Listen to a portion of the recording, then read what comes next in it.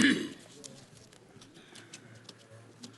like to call this hearing to order. I'd like to welcome our witnesses today, Director of National Intelligence Dan Coates, Director of the Central Intelligence Agency Gina Haspel, Director of the Defense Intelligence Agency General Robert Ashley, Director of the Federal Bureau of Investigation Chris Wray, Director of the National Security Agency General Paul Nakasone, and Director of National Geospatial Intelligence Agency Robert Cardillo.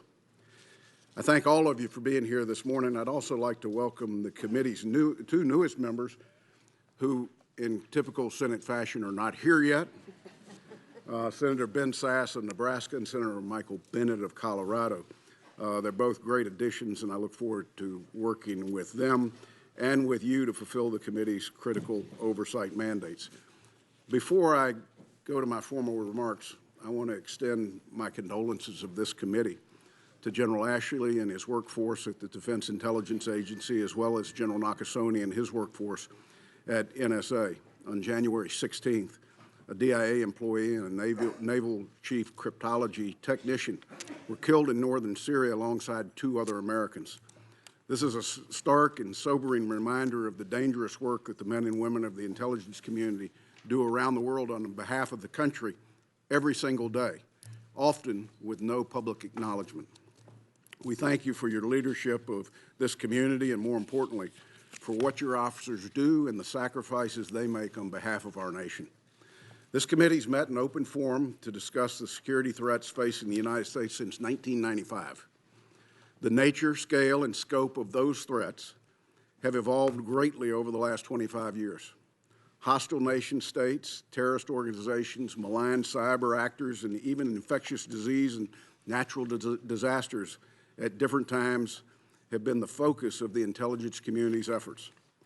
Our intelligence officers have repeatedly proven themselves equal to the task of refocusing, reconfiguring, and relearning the business of intelligence to keep pace with a threat landscape that's never static.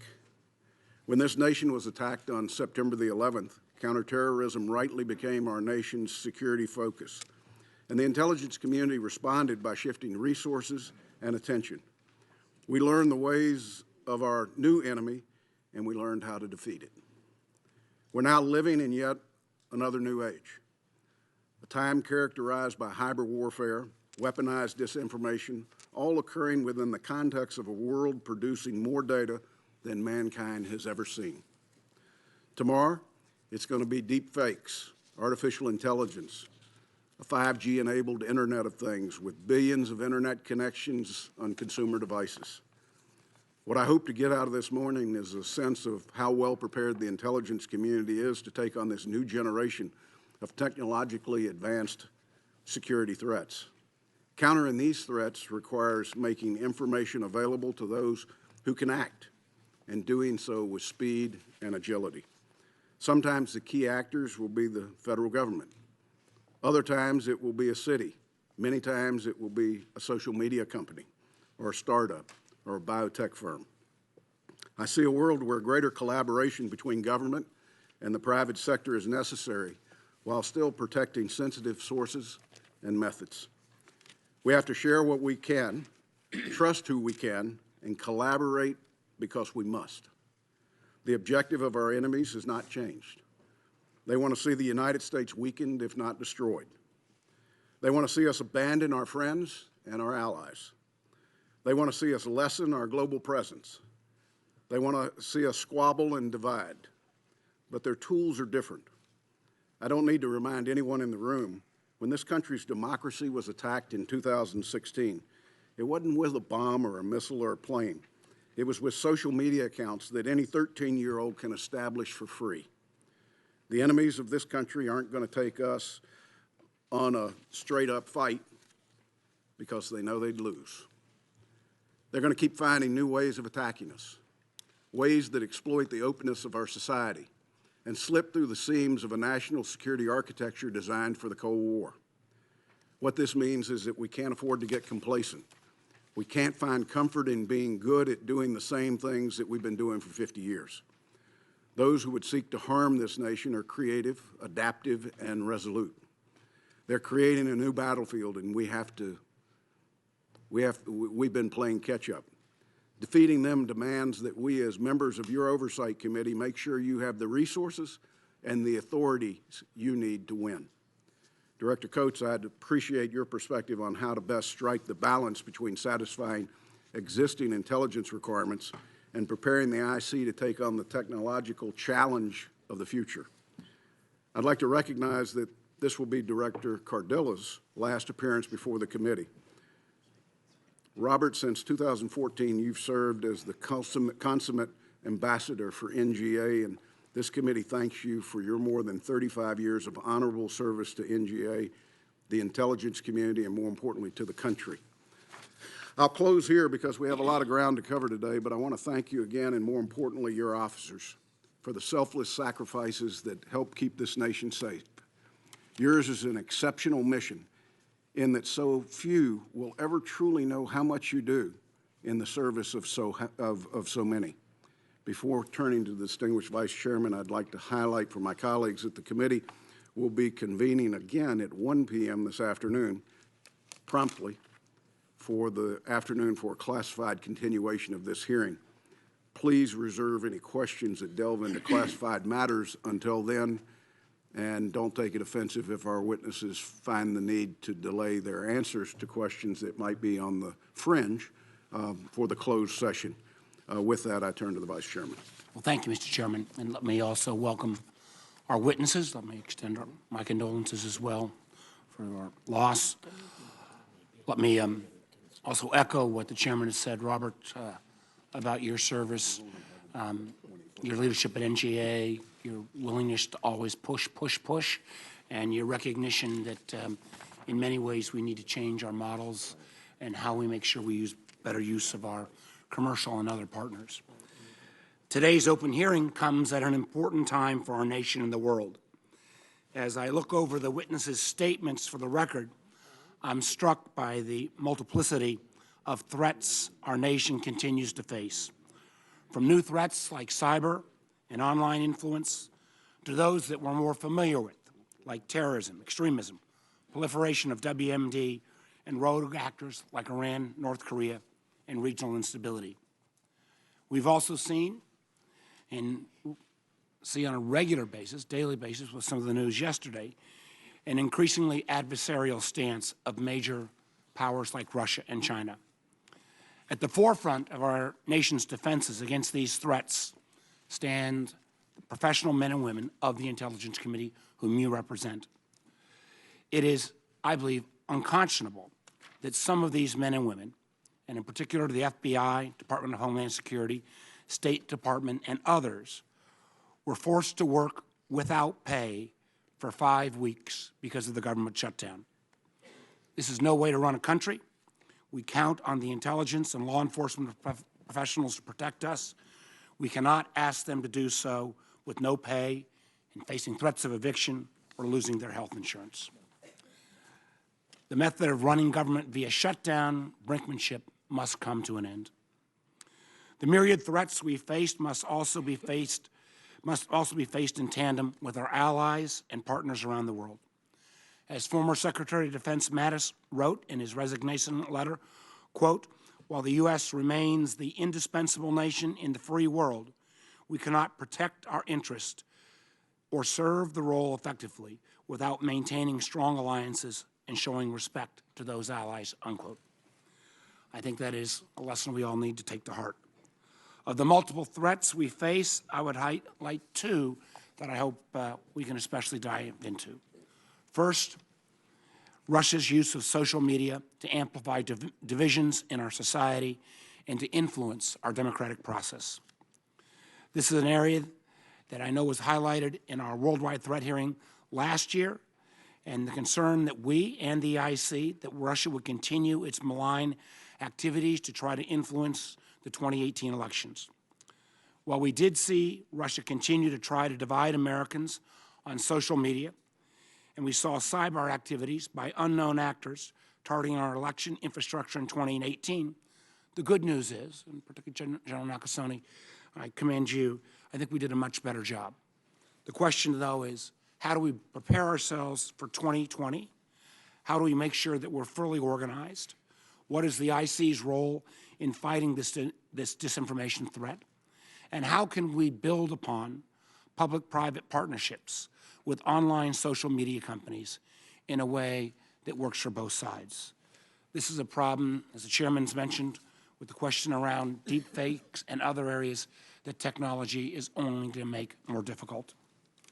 The second issue I'd hope that you would all address today is the threat from China, particularly in the field of technology. I think we all saw the Justice Department announcement yesterday about Huawei. I have to say, as a former entrepreneur and venture capitalist, I long held the view that an economically advanced China would eventually become a responsible global citizen that would join the World Trade Organization and whose system would ultimately be liberalized by market-based economies. Unfortunately, what we've seen, particularly in the last 2 or 3 years, is the opposite. With the consolidation of power by the Communist Chinese Party and with President Xi emphasizing nationalistic tendencies and an aggressive posture towards those nations on China's periphery, and an economic policy that seeks, by hook or by crook, to catch up and to surpass the United States, economically, especially in the areas of technology like AI, machine learning, biotech, 5G, and other related areas. Especially concerning have been the efforts of big Chinese tech companies, which are beholden to the Communist Chinese Party, to acquire sensitive technology, replicate it, and undermine the market share of U.S. firms with the help of the Chinese state. I want to thank DNI Director Coates and FBI Director Wray, as well as DHS, for working with the committee to take seriously the threat from China's whole-of-society approach to technology acquisition and to jointly reach out to our business community with whom we must work in partnership to begin to address these issues. Unfortunately, we've still got a long way to go, and while Director Coates, particularly we've been on some of these road shows together with the chairman, I think we need much more of those going forward. I want to ensure that the IC is tracking the direction of China's tech giants and to make sure that we counter those efforts, particularly as so many of them are beholden to the Chinese government. The truth is, this is a challenge that will only continue to grow. I also, in closing, want to thank not only you, but all the men and women who stand behind your organizations, who work day in and day out to keep our nation safe. I look forward to this public hearing. Thank you, Mr. Chairman. I yield. I thank the Vice Chairman. Before I recognize Director Coates for his testimony, let me say to our witnesses, a number of the members of this committee have competing committees meeting right now on very important things, so members are going to be in and out. Please don't take that as a sign of any disinterest in your testimony or your answers, but there are a lot of things going on the Hill today that are priorities from a standpoint of legislative activity. Director Coates, it's my understanding you're going to give one opening statement for the entire group, and then we'll move to questions. Yes, sir. The floor is yours. Mr. Chairman and Mr. Vice Chairman, members of the committee, we are here today, and I'm here today with these exceptional people who I have the privilege to work with. We are a team that works together in making sure that we can do everything we possibly can to bring the intelligence necessary to our policymakers, to this committee and others, relative to what decisions they might have to make given this ever-changing world that we're facing right now. During my tenure as DNI, now 2 years in, I have told our workforce over and over that our mission was to seek the truth and speak the truth. And we work to enhance, to agree with and enforce that mission on a daily basis. I want our people to get up in the morning to work to think that this is what our job is. Despite the swirl of politics that swirls around not only the Capitol but the world, our mission is to keep our heads down, our focus on the mission that we have to achieve in order to keep American people safe and our policymakers aware of what's happening. So truly, the efforts of people sitting here at this table and all their employees and all of our components is not really public for the released for the public to know about, but we continue to value our relationship with this committee in terms of how we share information, how we respond to your legitimate questions that you bring to us and tasks for us, and we value very much the relationship that we have with this committee. My goal today is to responsibly convey to you and the American people in this unclassified hearing the true nature of the current environment. And in the interest of time, I'd also like to refer you to my statement for the record for a more complete threat picture. As I stated in my recent remarks during the release of the National Intelligence Strategy, we face significant changes in the domestic and global environment that have resulted in an increasingly complex and uncertain world, and we must be ready. We must be ready to meet 21st century challenges and recognize emerging threats. The composition of the current threats we face is a toxic mix of strategic competitors, regional powers, weak or failed states, and non-state actors using a variety of tools in overt and subtle ways to achieve their goals. The scale and scope of the various threats facing the United States and our immediate interests worldwide is likely to further intensify this year. It is increasingly a challenge to prioritize which threats are of greatest importance. I first would like to mention election security. This has been and will continue to be a top priority for the intelligence community. We assess that foreign actors will view the 2020 U.S. elections as an opportunity to advance their interests. We expect them to refine their capabilities and add new tactics as they learn from each other's experiences and efforts in previous elections. On the heels of our successful efforts to protect the integrity of the 2018 midterm elections, we are now focused on incorporating lessons learned in preparation for the 2020 elections. I would now like to turn to the variety of threats that currently exist and may materialize in the coming year. I'd like to begin with remarks on what I would describe as the Big Four: China, Russia, North Korea, and Iran, all of which pose unique threats to the United States and our partners. China's actions reflect a long-term strategy to achieve global superiority. Beijing's global ambition continues to restrict the personal freedoms of its citizens while strictly enforcing obedience to Chinese leadership, with very few remaining checks on President Xi's power.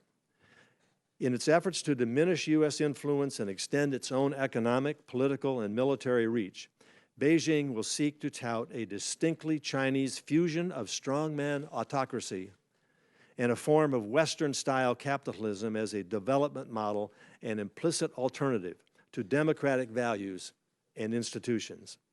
These efforts will include the use of its intelligence and influence apparatus to shape international views and gain advantages over its competitors, including especially the United States.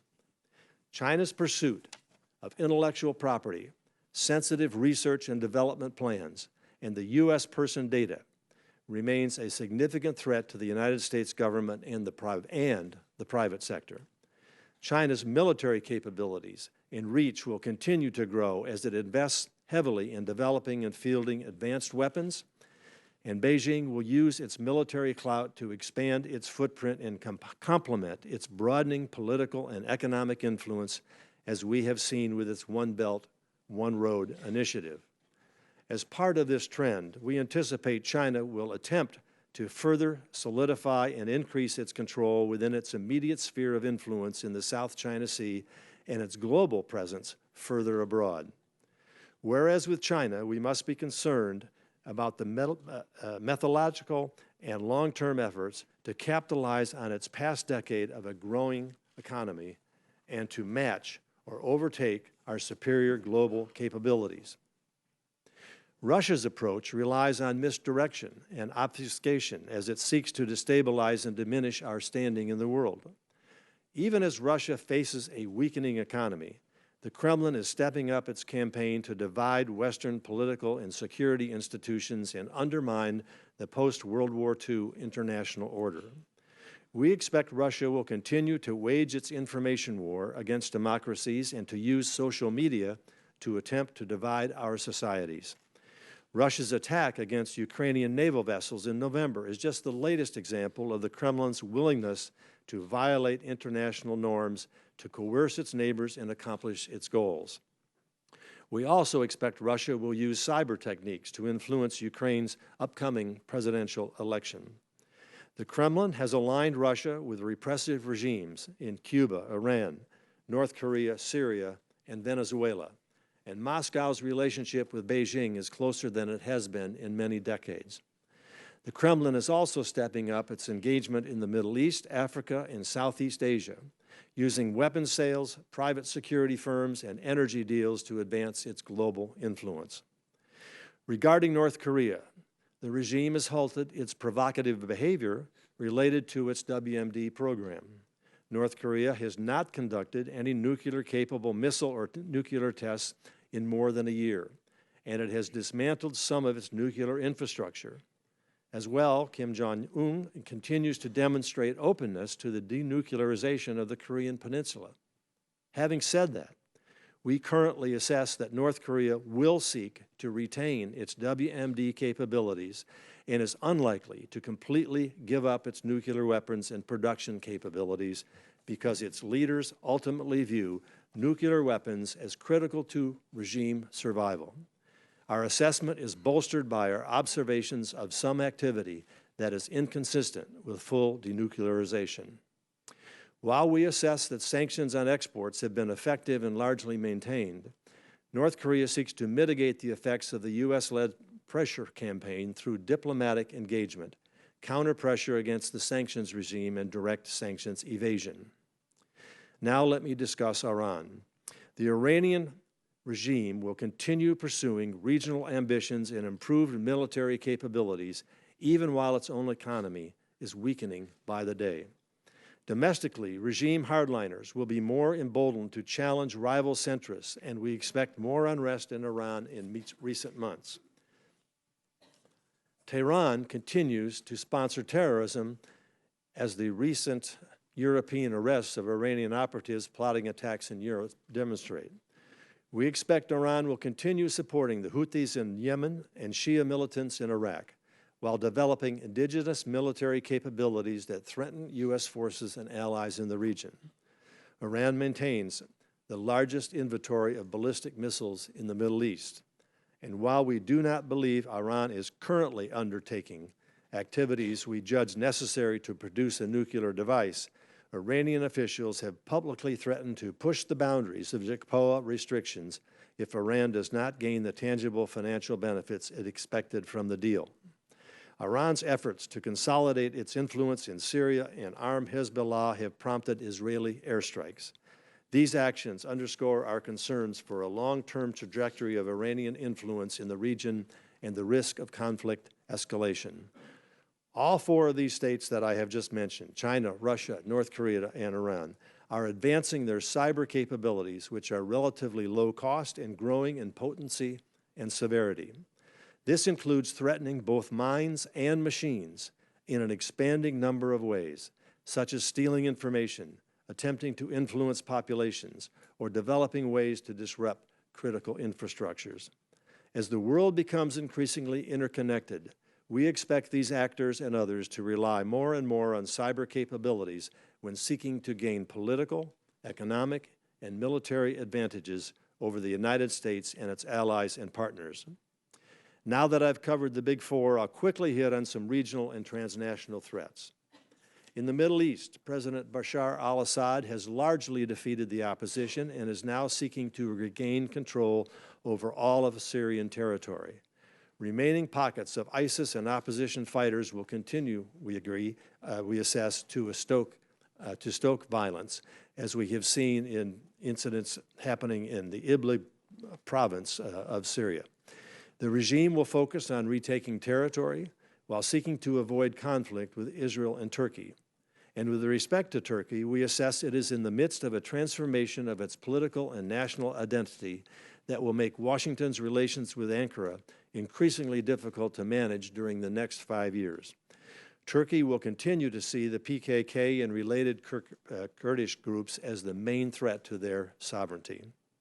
Under President Erdogan, U.S.-Turkey relations will be important, but not necessarily decisive for Ankara. In Iraq, The underlying political and economic factors that facilitated the rise of ISIS persist, and Iraqi Shia militants' attempts to further entrench their role in the state with the assistance of Iran will increase the threat to U.S. personnel. In Yemen, where 75% of the population is reliant on foreign assistance, neither side of the conflict seems committed to end the fighting, and the humanitarian impact of the conflict in 2019 will further compound already acute problems. In Saudi Arabia, public support for the royal family appears to remain high, even in the wake of the murder of journalist Jamal Khashoggi and the kingdom's continued involvement in the Yemen conflict that has generated global pushback. In South Asia, the focus of the region will be centered on the potential turmoil surrounding Afghanistan's upcoming presidential election, ongoing negotiations with the Taliban, and the Taliban's large-scale recent attacks. We assess neither the Afghan government nor the Taliban will be able to gain a strategic advantage in the Afghan war in the coming year, even if coalition support remains at current levels. However, current efforts to achieve an agreement with the Taliban and decisions on a possible withdrawal of U.S. troops could play a key role in shaping the direction of the country in the coming years. Militant groups supported by Pakistan will continue to take advantage of their safe haven in Pakistan to plan and conduct attacks in neighboring countries, and possibly beyond, and we remain concerned about Pakistan's continued development and control of nuclear weapons. In Africa, several countries are facing significant challenges that threaten their stability, which could reverberate throughout the region. Libya remains unstable in various groups, and various groups continue to be supported by a variety of foreign actors and competing goals. In the Democratic Republic of Congo, a new government will be challenged to deal with ongoing violence by multiple armed groups and the outbreak of Ebola in the east of the country. And instability is growing in Sudan, where the population is angry at the country's direction and President Bashir's leadership. In Europe, political, economic, and social trends will increase political uncertainty and complicate efforts to push back against some autocratic tendencies. Meanwhile, the possibility of a no-deal Brexit, in which the UK exits the EU without an agreement, remains. This would cause economic disruptions that could substantially weaken the UK and Europe. We anticipate that the evolving landscape in Europe will lead to additional challenges to U.S. interests as Russia and China intensify their efforts to build influence there at the expense of the United States. In the Western Hemisphere, flagging economies, migration flows, corruption, narcotics trafficking, and anti-U.S. autocrats will challenge U.S. interests. Venezuela is at a crossroads. As its economy faces further cratering and political leaders vie for control, all of which are likely to further contribute to the unprecedented migration of Venezuelans. We expect the attempts by Cuba, Russia, and to some extent China to prop up the Maduro regime's security or financing will lead to additional efforts to exploit the situation in exchange for access mostly to Venezuelan oil. We assess that Mexico, under new leadership, will pursue cooperation with the United States as it tries to reduce violence and address socioeconomic issues. But authorities still do not have the capability to fully address the production, the flow, and trafficking of the drug cartels. High crime rates and weak job markets will continue to spur U.S.-bound migrants from El Salvador, Guatemala, and Honduras. To close my remarks, I would like to address several challenges that span the globe. I already mentioned the increased use of cyber capabilities by nefarious actors, but we must be mindful of the proliferation of other threats, beginning with weapons of mass destruction. In addition to nuclear weapons, we have heightened concerns about chemical and biological weapons. We assess that North Korea, Russia, Syria, and ISIS have all used chemical weapons over the past 2 years, which threatens international norms and may portend future use. The threat from biological weapons has become more diverse as they can be employed in a variety of ways, and their development is made easier by dual-use technologies. We expect foreign governments to expand their use of space-based reconnaissance, communications, and navigation systems, and China and Russia will continue training and equipping their military space forces and fielding new anti-satellite weapons to hold U.S. and allied space services at risk. Space has become the new global frontier, with competition from numerous nations. Terrorism remains a persistent threat and in some ways is positioned to increase in 2019. The conflicts in Iraq and Syria have generated a large pool of skilled and battle-hardened fighters who remain dispersed throughout the region. While ISIS is nearing territorial defeat in Iraq and Syria, the group has returned to its guerrilla warfare roots while continuing to plot attacks and direct its supporters worldwide. ISIS is intent on resurging and still commands thousands of fighters in Iraq and Syria. Meanwhile, al-Qaeda is showing signs of confidence as its leaders work to strengthen their networks and encourage attacks against Western interests. We saw this most recently in Kenya as al-Shabaab attacked a hotel frequented by tourists and Westerners. Lastly, the speed and Lastly, and this is important because both the chairman and vice chairman have stated this, and it's something that I think is a challenge to the IC and to the American people. The speed and adaptation of new technology will continue to drive the world in which we live in ways we have yet to fully understand. Advances in areas such as artificial intelligence, communication technologies, biotechnology, and material sciences are changing our way of life. But our adversaries are also investing heavily into these technologies, and they are likely to create new and unforeseen challenges to our health, economy, and security. Mr. Chairman and Mr. Vice Chairman and members of the committee, this becomes a major challenge to the IC community to stay ahead of the game and to have the resources directed toward how we need to address these threats to the United States. We look forward to spending more time discussing this issue as both of you have raised. With that, I'll leave it there. We look forward to answering your questions about these and other unmentioned threats. Director Coates, thank you for that very thorough testimony. Every year, this hearing has geographically increased. And I think this year you have left no region of the world untouched with a concern that we might have. And this year, especially, the threat landscape continues to increase from a standpoint of the tools used. I'm sure that much of that will be the subject of questions both this morning and this afternoon. I want to acknowledge that we have a distinguished group with us, joining us this morning from Austria, who come from their government, and I'm not going to ask them to stand or anything, not to distinguish them out of the group, but we're delighted to have them with us being part of the United States Senate today. I want to notice, members, that you will be recognized by seniority for 5 minutes. We intend to do one round, and I would say sorry to Senator Sass and Senator Bennett because they will be last, and had they been here on time, they would have heard the great comments that I made about their addition to the committee. Of course. They still would have been last on questioning. With that, the chair would recognize himself for 5 minutes. And General Nakasone, this is probably directed at you. This committee requested independent third-party researchers to produce 2 reports that comprehensively detail the leveraging of U.S. social media companies by Russia-based actors to conduct a disinformation and influence campaign in the 2016 election. Without speaking to sources and methods under your current authorities, would the IC be able to conduct the same analysis and produce comparable finished intelligence? Mr. Chairman, thank you very much for the question, and thank you for your recognition of Chief Petty Officer Kent.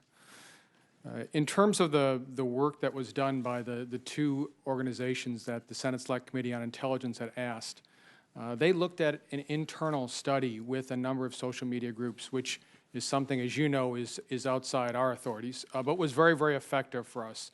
As we prepared for the 2018 midterm, we took a very, very close look at the information that was provided there. We understood our adversary very well, and we understood where their vulnerabilities also lie. Good.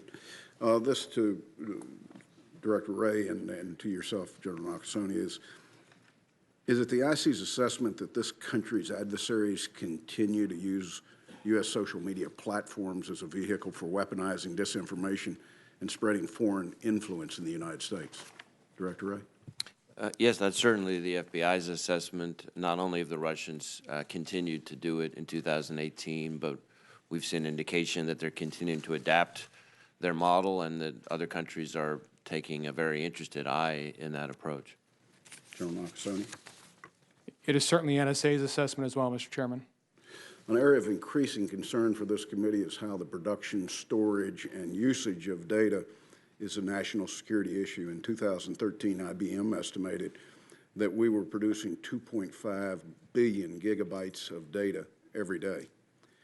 And that data growth has not been linear. IBM similarly reported that 90% of the world's data had been created in the last 2 years. That data is now being aggregated, curated, and trafficked to enable and enhance data-hungry artificial intelligence algorithms. How much of a concern should we have about protecting data from foreign adversaries? I'll probably turn to Director Wray and General Nakasone on this again. Well, I think it's a great concern. Certainly, we see strong interest from a computer intrusion dimension, both from nation states, but also from criminal hackers, and increasingly the two in a blended threat way. So we see nation states enlisting the help of criminal hackers, which just is a form of outsourcing that makes it even more of a menace. So it's something that we're extremely focused on and should be a high priority. General? Mr. Chairman, I concur with the importance of data. It's the coin of the realm today. If you think the power of data, not only for information that it can provide us, but also, as you indicated, the weaponization of it. We see our adversaries very interested in being able to procure data. And obviously, as Director Wray mentioned, this is something that we're very, very focused on as well as the National Security Agency. I'll throw out to whoever would like to answer, what applications of big data by foreign adversaries have you most concerned today? Well, certainly China has the capacity and the resources to be able to do a lot, but that has not deterred other major nations like Russia and others to be aggressive in doing this. You have identified this as a significant threat. We are awash in data. We have to understand how our adversaries use that data against our interest and how we can prevent that from happening, as well as use it for our own purposes relative to know what is going on around the world and what influence efforts are being thrown at the United States. So that is why we are, hold as a very, very high priority, as you mentioned in your opening statement, in terms of how we resource our community, intelligence community, with the kind of tools and weapons needed to address this issue. Director? I was just going to add that as the challenges of encryption become bigger and bigger on the SIGINT side, we're more and more dependent on human sources, and the more big data can be exploited by our adversaries, the harder it is to recruit and retain human sources. And I suspect Director Haspel may have a view on that as well. Director Haspel? I think Director Wray captured that exactly, and I would just add from the CIA perspective that a big focus for us is finding out how our adversaries are using big data against us and sharing that with our partners. I'm going to exercise the chair for just a second for one last question, and this is your opportunity to recruit. Your agencies do cutting-edge research on every technology you could imagine, from classic spycraft like disguising to communications technology that would blow James Bond and Q branch away. What pitch would you make to those in school now, or perhaps those working in tech and looking to serve a greater purpose, that they should come apply their engineering degrees, coding skills, and creativity and work in the IC? Director Wray. So I would say there is nothing more rewarding than protecting the American people. And we've seen with some of our smartest high-tech folks, I can think of one office in particular where two of our brightest stars with great talent briefly left for what they thought would be greener pastures in the private sector, and I was very pleased to see them both independently come back only about 8 months later when they realized the grass was browner. If I could, Mr. Chairman, I would have probably asked you to release the tape of what you just said in terms of really how innovative and how creative and the opportunities that the folks in the IC get a chance to engage in far strip anything that you see in a Hollywood movie. And the other thing that I would add to that is imagine when you get up every morning that your task, your responsibility is to defend the hopes and dreams of 320 million Americans. And that's something that we relish the opportunity to do that every single day. And people would want to join that team. Mr. Chairman, our mission sells itself when we talk to our people. I would offer, as we talk to young people at the National Security Agency, I saw big data, artificial intelligence, machine learning, cloud computing in places like Baghdad and Kabul in support of our forces long before we ever called it that. That's the selling point that we emphasize to our people, because if it's cutting edge, we will be doing it at the National Security Agency. Robert? Mr. Chairman, we're proud of our ability to recruit some of the talent you just described. We don't do it often on fiscal terms. We do it on psychic terms. And so serving something greater than oneself for a cause to protect the nation and our interests is one that both attracts and retains the lifeblood of our agency, which is our people. Director Haspel, you want to take a shot at selling something that not many people know about? Well, like my colleagues, CIA officers come to Langley for the mission, and they stay because of the mission, and it's really about being part of something that's bigger than yourself. And in terms of advanced technologies, it's a chance to be on the cutting edge and make a difference. Well, let me just conclude by saying the disciplines that come out of higher education and community colleges today, all of those disciplines are applicable to the agencies that sit before us today. There should be no student that doesn't look at this as a way to apply what they've learned or the degree that they have. That didn't used to be the case. It was all specialized, but now it applies to everything. Director Coates. Well, Mr. Chairman, as someone of an older generation here who has to turn to his grandson to get the TV on the right channel, I'm continually amazed as I get around the country talking to colleges and graduates and people that are in these STEM positions and studying of their incredible talent. They bring those kind of talents and skills to our agencies, as you have heard, and it is extremely rewarding to see the young people who know they could have a better financial deal, a more settled lifestyle, easier and so forth and so on.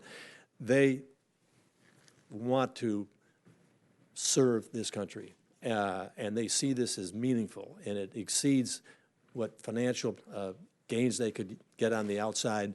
And plus, they're able to do some really cool stuff in all of these agencies, which we can't talk about here, but it is attractive to it. But their commitment to the country and commitment to the mission, as has been demonstrated here, is awfully rewarding when you go out and see what these young people have and what they're willing to do for the country. I thank all of you, Vice Chairman. Well, thank you, Mr. Chairman. And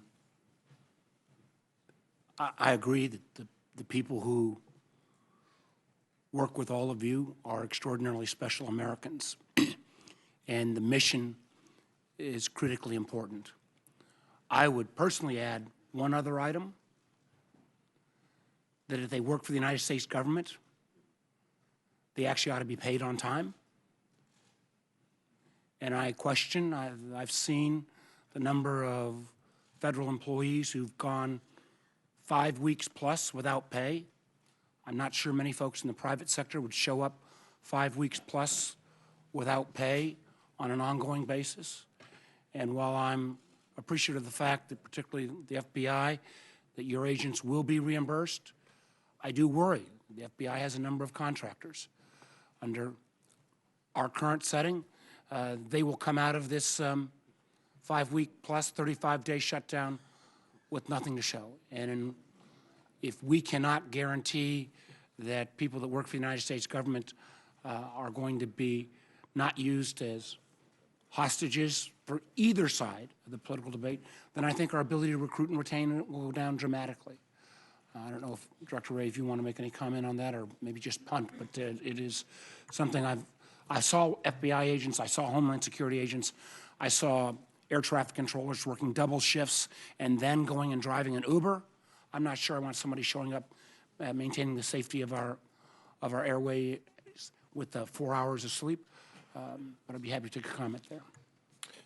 Oh, Mr. Vice Chairman, needless to say, we're still assessing the overall operational impact of the shutdown, but what's quite clear is that it was incredibly negative and painful for the 37,000 men and women of the FBI and their families. But I will also say that I could not be more proud of their professionalism and their dedication to not let balls drop, but to keep charging ahead across all of our various program areas during that time. Certainly, when you talk about contractors, we are very dependent, just like every government agency, on contractors for a whole range of services.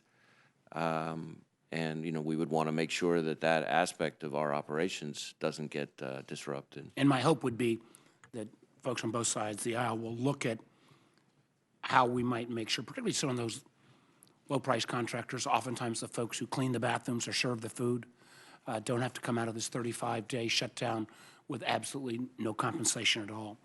Let me start my first question, Director Wray and Director Coates, and this is, the chairman's alluded to it, we've all talked about it, this emerging challenge around social media, particularly the fact, whether it's Russians or other foreign entities, that try to masquerade as Americans. They build large followings, create fake accounts.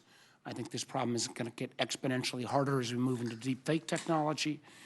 A lot of policy implications. How do we sort through that? How do we work with our social media company partners to put Americans on alert about the volume of foreign-based activity, bots and others who are masquerading as Americans going forward, so as they're not able to further manipulate not just our election process, but actually to build social divisions?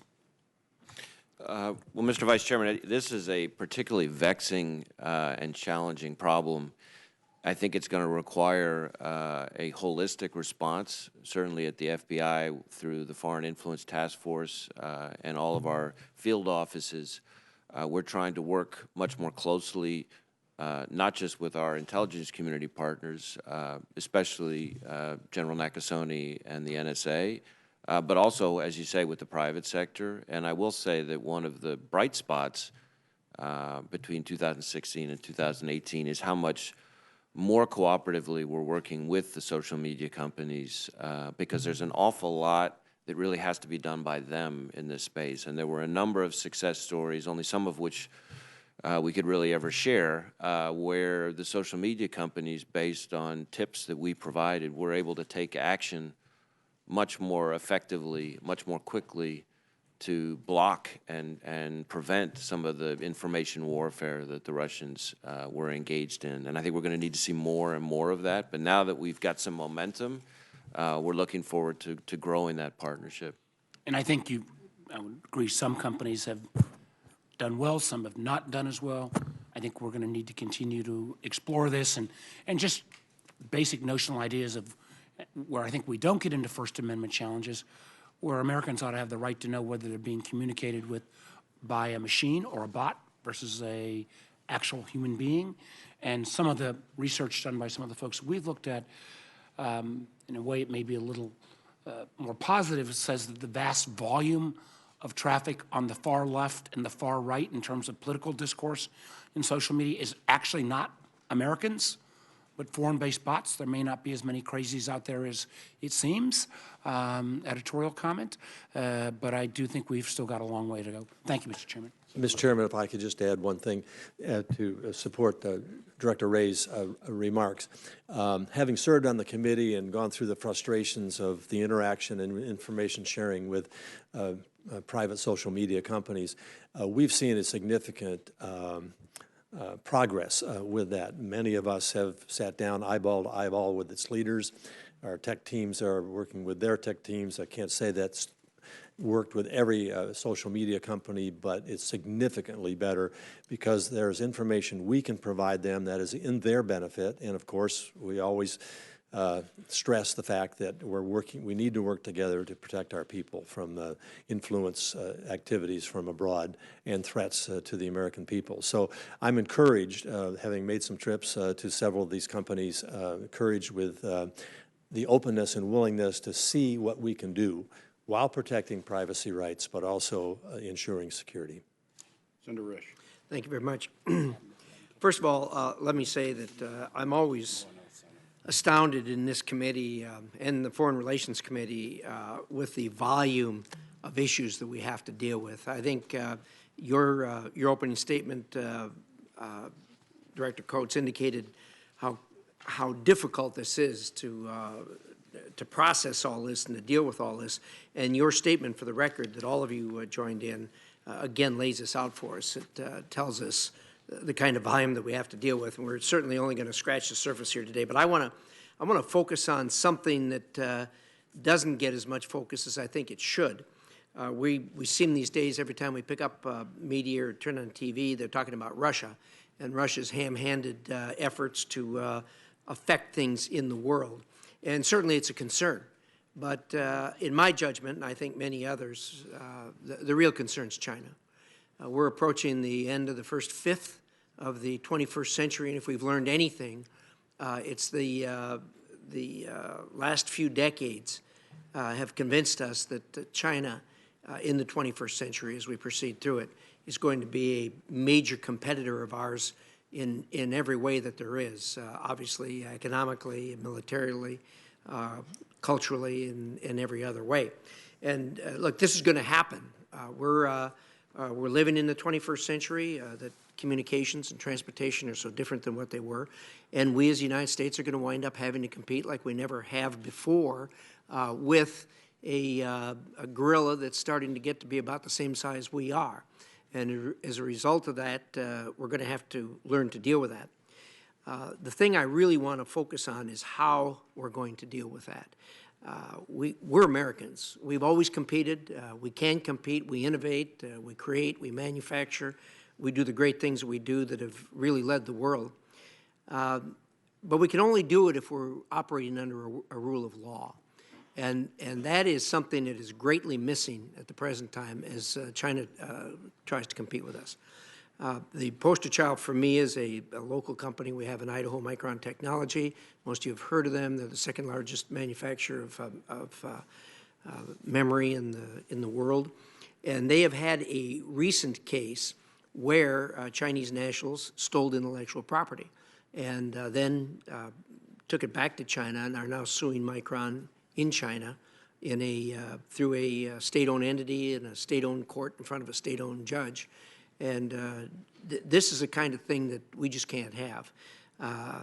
I had a spirited discussion with the Chinese ambassador about this as he attempted to defend the undefendable. And his suggestion was that, well, things aren't as advanced in China as they are here. Well, I get that. They've come a long ways in a few decades. But if we're going to do this and keep the world order in right side up, China's going to have to develop their rule of law and live by it much better than what they have recently. We just saw again the indictments against the Huawei official, and in defense of the Department of Justice, Department of Treasury, and others, they've indicted these Chinese people that have affected Micron. And the question I have for you is, after listening to the Chinese ambassador, I'm not wholly convinced that their efforts are going to be as robust as they need to be to get China right side up when it comes to the rule of law.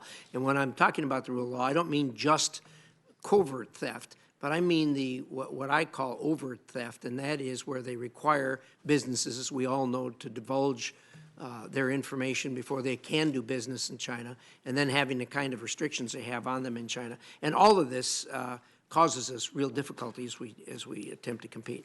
Director Coates, I wonder if you could address that or assign it to somebody there at your panel. I'm looking for what do we see in the future, number one, and number two, how can we try to get our arms around this to do something about it? Well, I'll start, but I'd like to turn to Director Wray relative to what was just released yesterday, and which pointed, I think, in the direction of what you were talking about. But frankly, while we were sleeping in the last decade and a half, China had remarkable rise in capabilities that are stunning. A lot of that was achieved, significant amount of that was achieved by stealing information from our companies, by inserting Chinese in certain of our labs, or bringing back technological stolen properties, which China engaged. You can talk to any number of everything from automobile manufacturers to sophisticated software, as well as R&D for military. I think General Ashley can speak to that on the military side. I think we could go down the panel here and discuss for a significant amount of time the kind of actions China has taken to become a competitor, but also to gain superiority, and what they're doing and how they're spreading it around the world through their Belt and Road Initiative and a number of other initiatives. It's a serious issue that has to be dealt with. You are right on target in terms of saying that rule of law and international norms and fairness in trade and engagements is not the Chinese model. In counter it, we have to expose it. It was exposed yesterday in a significant way relative to telecommunications, and Director Wray can talk about that. We have alerted our allies. They are now second-guessing in questioning their initial responses to China. Oh, it's a great market. We need to get over there. Don't worry about anything else except selling our product. They're now finding that their product has been duplicated by the Chinese and sold for half the price because they didn't have to spend as much money on research and development. So it is, we are working with the chairman, the vice chairman, and with the committee actually to try to be as transparent as possible with our company heads. We've been traveling around the United States, meeting with CEOs and others.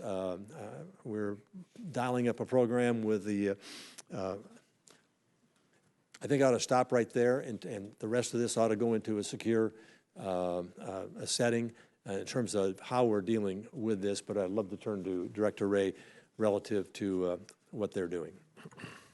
Senator, I completely share your observations, and I would just say that one of the things that the American people, I think, are now sort of waking up to understand is that the Chinese government, the lines between the Chinese government and the Chinese Communist Party are blurred, if not totally erased. The lines between the Chinese government and Chinese state-owned enterprises, the same. The line between the Chinese government and ostensibly private companies, for all the reasons you described, and especially the line between lawful behavior and fair competition and lying and hacking and cheating and stealing. And one of the things that I've been most encouraged about in an otherwise bleak landscape is the degree to which, as Director Coates was alluding to, American companies are waking up, American universities are waking up, our foreign partners are waking up. And it's one of the few issues that I find when I engage in the interagency and up on the Hill, covering from one end of the spectrum to the other. There seems to be actually more consensus than I've ever seen before in my career. And I think that's a positive, and we need to build on that. Do either of the generals have, General Ashley? Yes, sir. So, sir, you laid out the problem set very well. And what's been highlighted, this isn't just a U.S. issue, this is a global issue. When you think about the Internet of Things, when you think about the nature of global business and how corporations are integrated. And if it touches a company in Australia who may have a relationship with a company in the U.S., then we become connected. From a military standpoint, when you look at major acquisition from a Defense Intelligence Agency, one of the things we put against this is Supply Chain Risk Management Threat Analysis Center. So when DoD looks for major acquisition, we do the due diligence and research against those companies, but that challenge is getting more and more complicated because you think they either buy it, they steal it, or they can build it. But the nature of that business, you have things like white labeling, where you don't necessarily have to disclose the relationship, where you could sell a semiconductor, a chip, a piece of software, and ostensibly it is from your company, when in fact it may have been manufactured by a Chinese company. So that's the due diligence that we have to apply to look at the supply chain across all acquisition, and we got to bring all our partners in and illuminate the challenge and make sure they're doing the same due diligence, whether it's through CFIUS or other protocols. Senator Heinrich. Thank you, Chairman.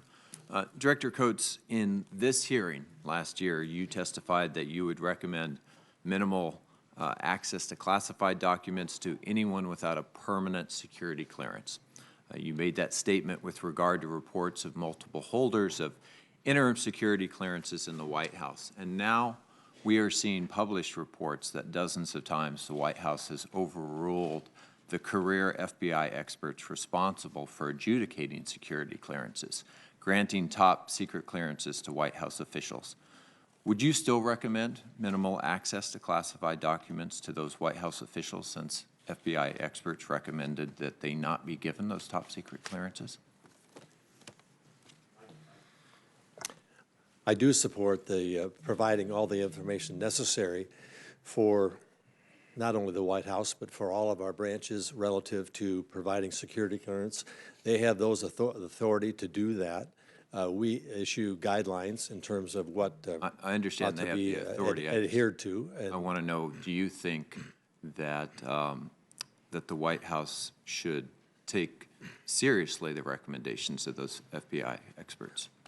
To my knowledge, they do take seriously. It is their decision based on a whole number of factors. We've seen every administration issue clearances based on how they assess what is provided. Our job is to provide them the best information we have relative to security clearance processes so that they have the full picture in front of them when they make that decision. Speaking of the full picture, last year we passed the Secret Act. As the Director of National Intelligence, do you think it's problematic that the administration has not complied with the portion of that law requiring the White House to report on its process for conducting security clearance investigations? I'm not aware that that has happened. I'd be happy to look into that. I would appreciate that. Director Wray, as I mentioned, we're seeing published reports that numerous times the White House has simply overruled career FBI experts responsible for adjudicating those clearances. In your view, were there valid reasons given for why the FBI's expert advice was overruled so many times? Senator, I think there may be some confusion about the way the process actually works. The FBI is, in the context of providing background investigations for people other than its own employees, is what's called an ISP, or the investigative service provider. So we essentially do it at the request of whoever the requesting entity is. In this instance, it would be the White House. And I think where the confusion is what we do is we assemble the information, we provide the factual information. We do not actually make recommendations one way or the other about the clearances. The decision about what to do based on those facts is entrusted by longstanding process to the requesting entity. So we provide the information, but then they make the call. Thank you, Director. Director Coates, I want to come back to you for a moment. Your office issued a statement recently announcing that you had submitted the intelligence community's report assessing threats to the 2018 midterm elections to the President and to appropriate executive agencies. Our committee has not seen this report.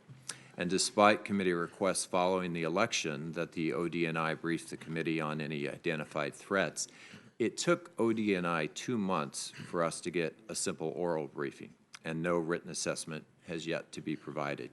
Can you explain to me why we haven't been kept more fully and currently informed about those Russian activities in the 2018 Director elections? Coates, before you respond, let me just acknowledge to the members that the Vice Chairman and I have both been briefed on the report, and it's my understanding that the report at some point will be available. Yeah, the process that we're going through are 2 45-day periods. One for the IC to assess whether there was anything that resulted in a change of the vote or tampering with machines, what the influence efforts were and so forth. So we collected all of that, and then the second 45 days, which we then provided to the chairman and vice chairman, and the second 45 days now is with DHS looking and DOJ looking at whether there's information enough there to take to determine what kind of response that they might take. We're waiting for that final So the rest of us information can to look come forward in. to- So that will be to coming. reading. coming The rest of shortly. us can look forward to reading that report. I think we will be informing the chairman and the vice chairman of that, yes, of their decisions. That's not what I asked. Will the rest of the committee have access to that report, Mr. Chairman? Chairman Burr? Well, let me say to members, we're sort of in uncharted ground, but I make the same commitment I always do, that anything that the vice chairman and myself are exposed to, we'll make every request to open the aperture so that all members can see it. I think it's vitally important, especially on this one.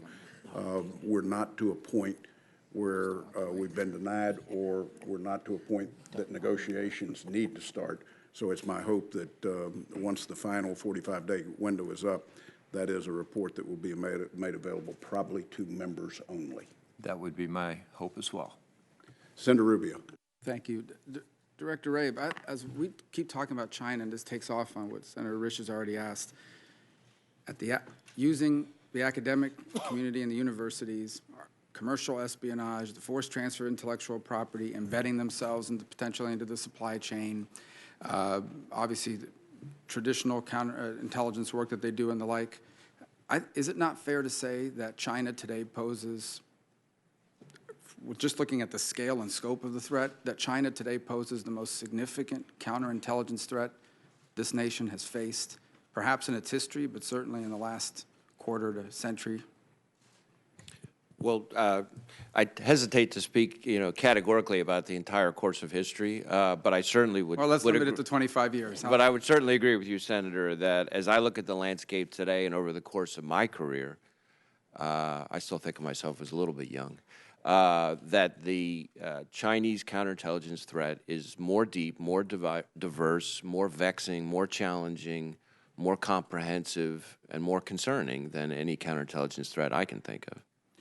And in that realm, would it not make sense, and perhaps this is for you, Director Coates, that we would have a more coordinated approach to educate and prepare all the departments and agencies of government, as well as businesses, universities, just the scale and comprehensive nature of the threat?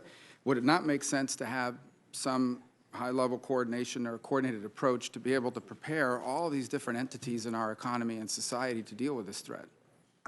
We are working carefully with the committee, particularly Senator Warner and Senator Burr both have engaged with us in terms of putting a program together to do just that.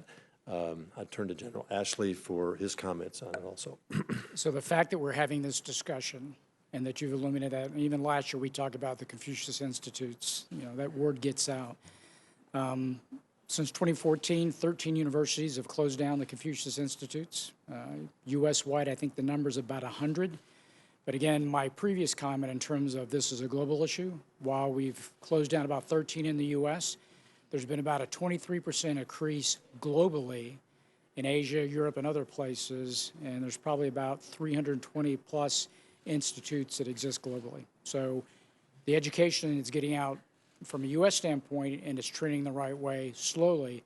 But again, it is a global problem, and we're as weak as the relationships with some of those partners subject to influence. Well, this is now where I make the obligatory pitch. Senator Warner and I have filed a bill that creates an Office of Critical Technologies to help coordinate the response to this threat across the board. And so, and I know everybody in this committee is interested in this topic. I want to switch gears for a moment and maybe ask you this, the Director Coates, as well.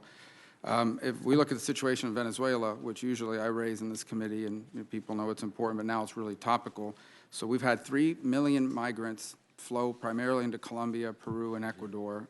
It's projected to be 5 million if current trends continue by the end of this year, that would be a rival number to what we've seen in the Syria situation, and it most certainly has had a destabilizing effect on Colombia and other neighboring countries, to the point where some of these nations, very few nations, could take in 1 million migrants in one shot, not to mention that quickly. Imagine 2 million and the impact it's having on their government budgets, their healthcare systems, and the like. We know from Department of Justice filings and sanctions from Treasury, that their government doesn't just tolerate drug trafficking, they give it the protection of government, and many high-level officials are active participants in narco trafficking. We know that they have a relationship, long-standing relationship with Iran and with Hezbollah. We know they have openly and repeatedly, at least Maduro has, invited the Russians and Putin to establish either a rotational or permanent presence somewhere in Venezuela, thereby creating a Russian military presence in the Western Hemisphere. In fact, they flew about 3 weeks ago or a month ago 2 Russian nuclear-capable bombers into the Caribbean Sea. Seeing all these factors, what's happening in Venezuela, we care a lot about democracy, we care a lot about freedom, we care a lot about human rights. But when you add all these things together, the migratory impact on regional partners and how that spills over into the United States, their relationship with Iran and Hezbollah, the drug trafficking, because all that cocaine is destined to come into our streets, the invitation to the Russians to potentially have a military base, whether it's rotational or permanent in our hemisphere, is it not in the national interest of the United States of America that the Maduro regime fall and be replaced by a democratic and more responsible government? Well, I think everything you said is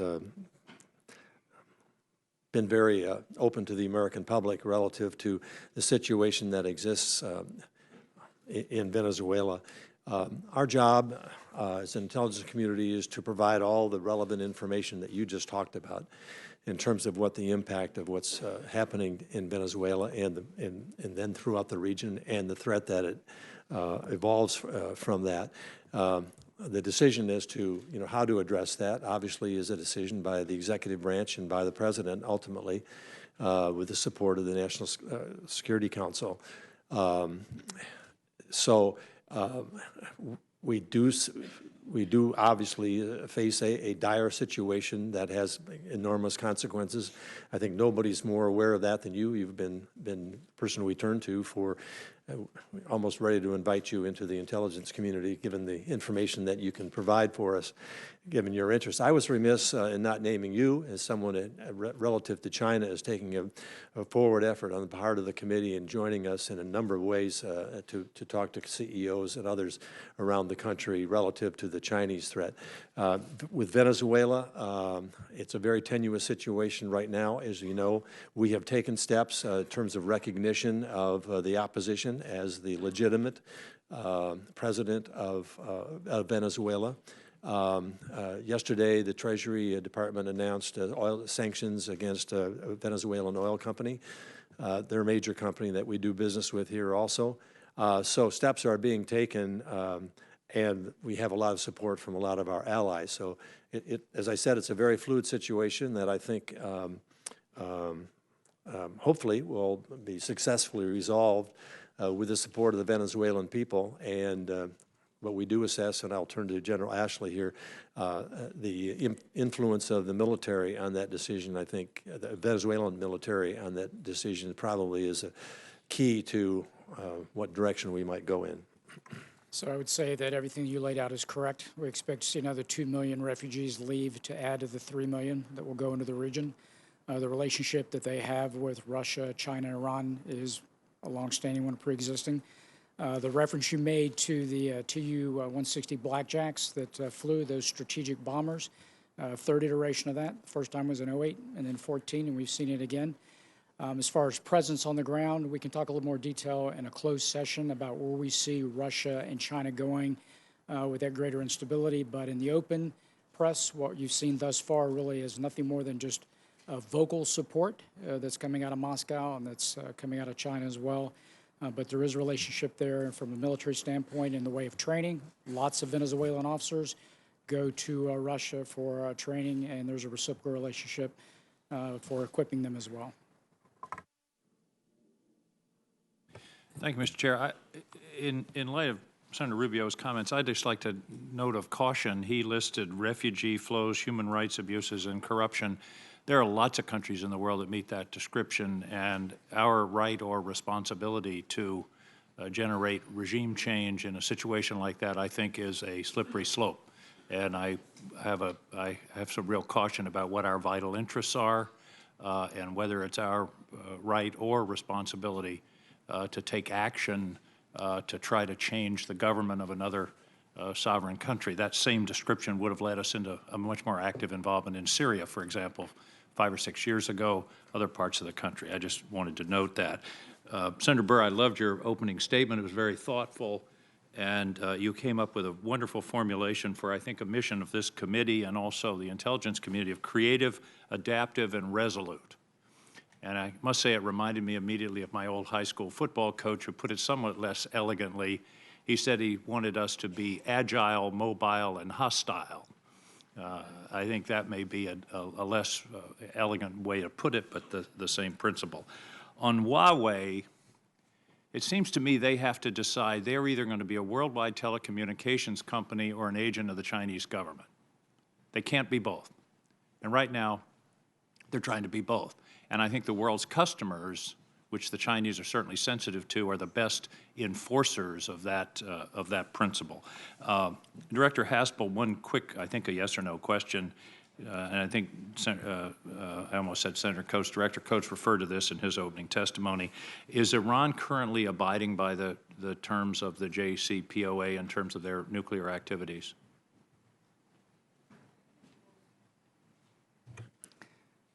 Senator King, I think the most recent information is the Iranians are considering taking steps that would lessen their adherence to JCPOA as they seek to pressure the Europeans to come through with the investment and trade benefits that Iran hoped to gain from the deal. But since our departure from the deal, they have abided by the terms. You're saying they're considering, but at the current moment, they're in compliance. They're making some preparations that would increase their ability to take a step back if they make that decision. So at the moment, technically, they're in compliance, but we do see them debating amongst themselves as they fail to realize the economic benefits they hope for from the deal. Thank you. Director Haspel and General Ashley, Mr. Khalilzad, our envoy to Afghanistan, has said that part of the basis of the current talks with the Taliban is that they would prevent Afghanistan from ever becoming a platform for international terrorist groups. And of course, that was the basis of our original intervention. Do we believe them, and are they capable of that? Did they learn something from having given safe haven to Osama bin Laden? Do we believe that there's a mindset change that could be a enforceable or at least a reasonable expectation? Director Haspel. Yes, Senator, and you're referring to very recent and fresh news that has come out of Ambassador Khalilzad's very intensive efforts over many months now, but particularly over the last 8 days in Doha, where he has been engaged in talks with the Taliban to seek to achieve a framework under which we could conduct. Can we believe that the Taliban will do well, that? Because we have inflicted severe damage on al-Qaeda in the AFPAC theater, I think, however, that all of us at this table would agree that it's very important that we maintain pressure on the terrorist groups that are there. And so if there were an eventual peace agreement, a very robust monitoring regime would be critical, and we would still need to retain the capability to act in our national interest if we needed to. Thank you. Another note, Director Coates, you mentioned, I wouldn't say almost in passing, but it was just a sentence of your introduction, which I think is a very important point and may be the big news of right now what's going on. Increased cooperation between Russia and China. For a generation, that hasn't been the case. That could turn out to be a very big deal on the horizon in terms of the United States. If those two countries begin to work together systematically, that could be a big problem for us. One more quick question. Director Wray,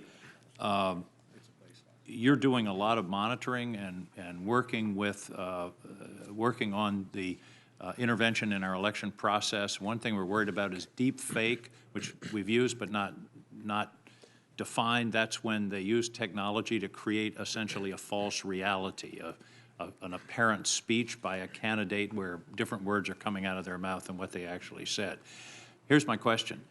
If in the next 2 years, and particularly in the year preceding the next election, your agency determines that this is happening and that it's sponsored by a foreign entity, will you inform the candidates that are the victims of this, the committees? My concern is it's one thing for the Intelligence Committee to know that this is happening, but if they don't inform the people who are being victimized, who are being attacked in this way, I think that really blunts the effectiveness of the availability of the intelligence. Senator, we have a fairly established protocol that we work through to try to determine whether or not we have information that is reliable enough and immediate enough and actionable enough to be able to notify a victim. The Department of Justice has a set of guidelines that goes through that. They've recently been expanded to provide us more flexibility in the foreign influence or malign influence arena, which this would be a permutation of, and we would expect to follow that process. I hope you'll review that process, because telling the world of a malign influence a month after the election doesn't do anybody any good. So I hope that could be reviewed and thought about in terms of letting people know as soon as possible when there's a credible evidence of a foreign deep fake or other kind of cyber attack on a campaign. Just to be clear, I wasn't referring to the sort of post-election process. No, I understand. The protocol that I'm talking about is that's where the actionable piece of it comes into play, right? Obviously, the ability to be able to contact, just like we do in the cyber arena, Well, for example. I just want to be sure our policies keep pace with the magnitude and accelerated nature of the threat. Well, we clearly need to be, to your point about agility, we clearly need to be able to adapt as the technology adapts. And as Director Coates said in his opening, we would expect our foreign adversaries in the malign influence space to keep adapting as well, which is a source of concern. We want you to be agile and mobile, maybe not hostile. Thank you. Mr. Chair, General Ashley has a comment he would like Senator to. Key, if I go back to your comment on Huawei, Huawei needing to make a decision about the direction that they want to take with regards to how do they support the Chinese government or as an independent business. The challenge in which you've laid out part of the dialogue is that decision does not lie with Huawei. It lies with the CCP. It lies with Xi Jinping in the way that they are starting to centralize greater the management of those businesses. So therein lies the challenge, where you see a decentralization and execution of capitalism, but really you have this kind of authoritarian capitalism in the way that the government provides oversight and puts very strict rules in place that makes it very problematic for a lot of those businessmen to operate without providing that information back to Beijing. And I think the market has to tell them that's not acceptable. Thank you. Agree. Senator Collins. Director Haspel, Director Coates described this morning a Russia that is aggressive across all fronts.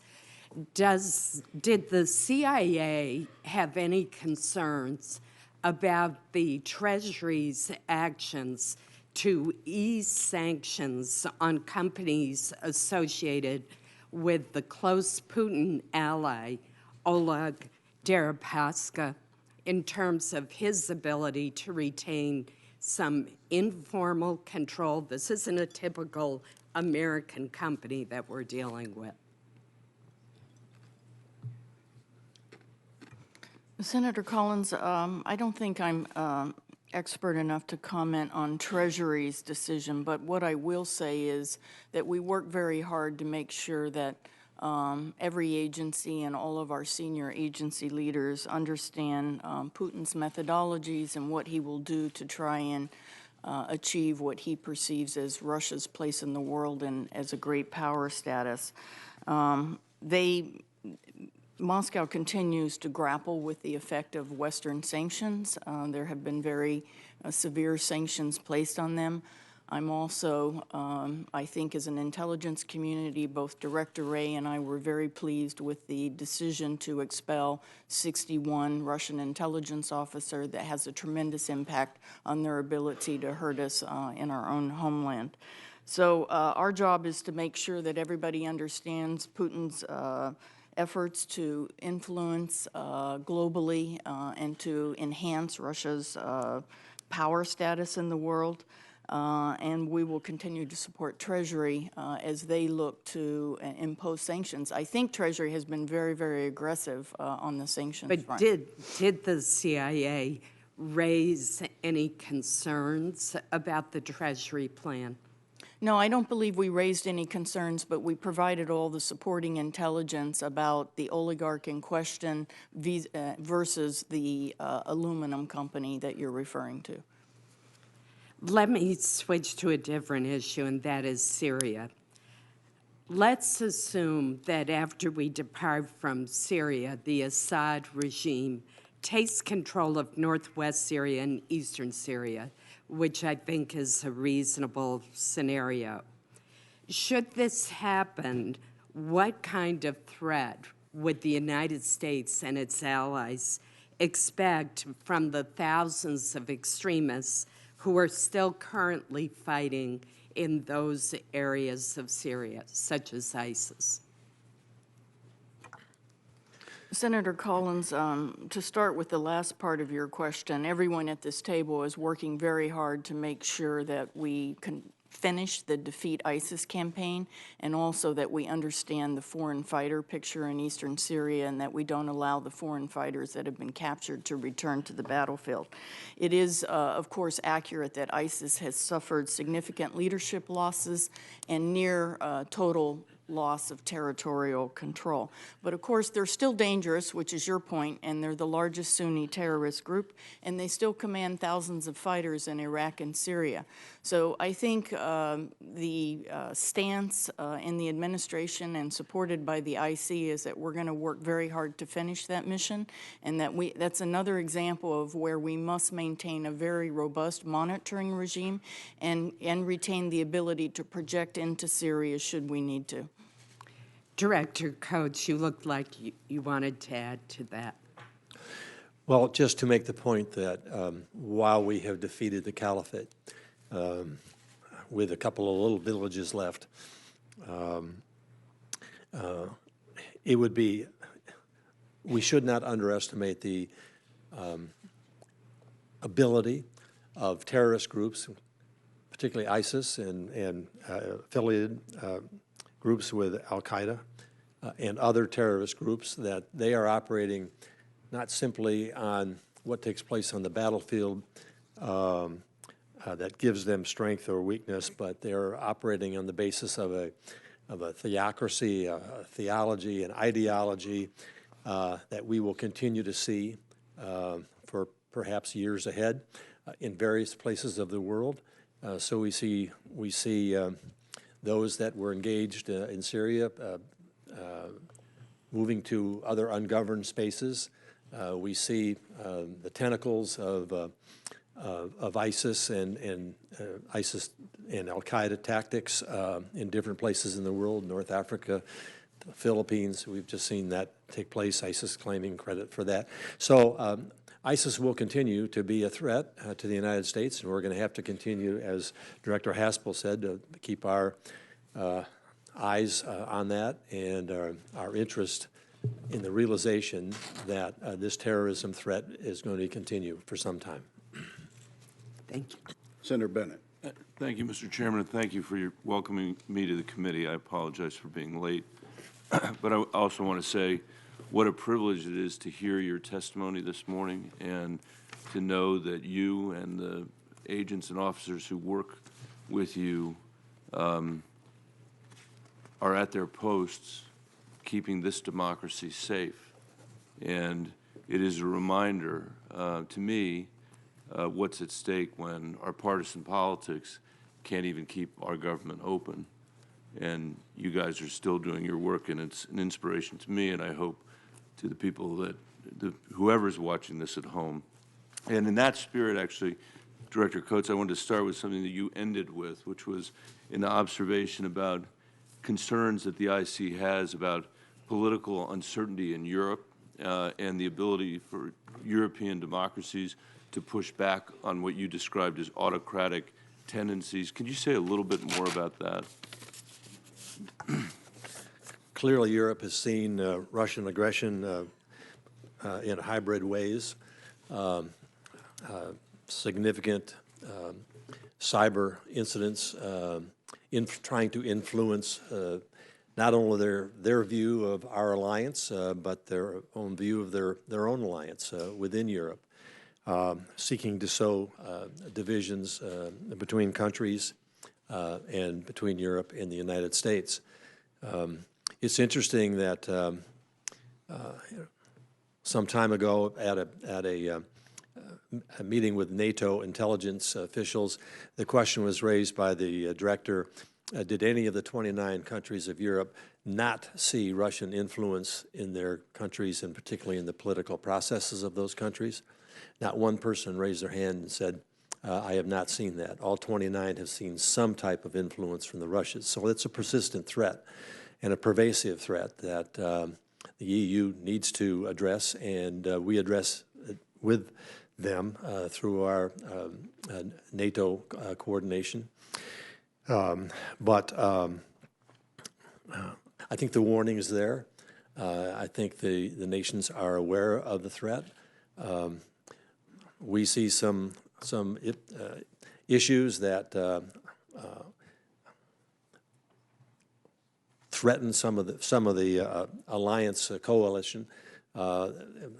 Turkey is a member of NATO, and yet we're having some issues with Turkey. They're in a very geostrategic point in the world, and we've been happy to have them with NATO, so we'd like to keep them there.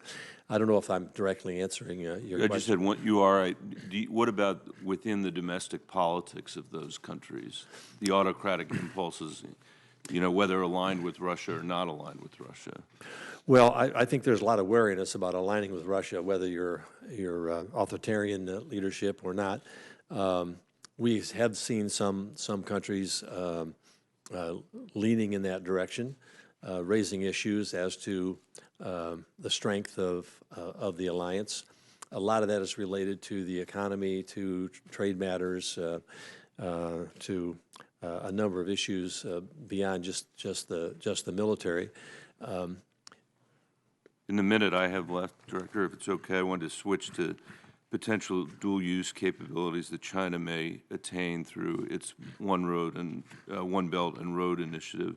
Recently, there were reports that China may press Pakistan for military access as Pakistan falls more and more into China's debt. I'm concerned about data and access China may control through digital infrastructure projects in countries around the world.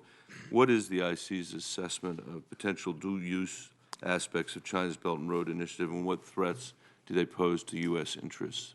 Well, I'd like to also turn... And where, I would say. Well, you can look at the globe. It's called One Belt, One Road, and it's global.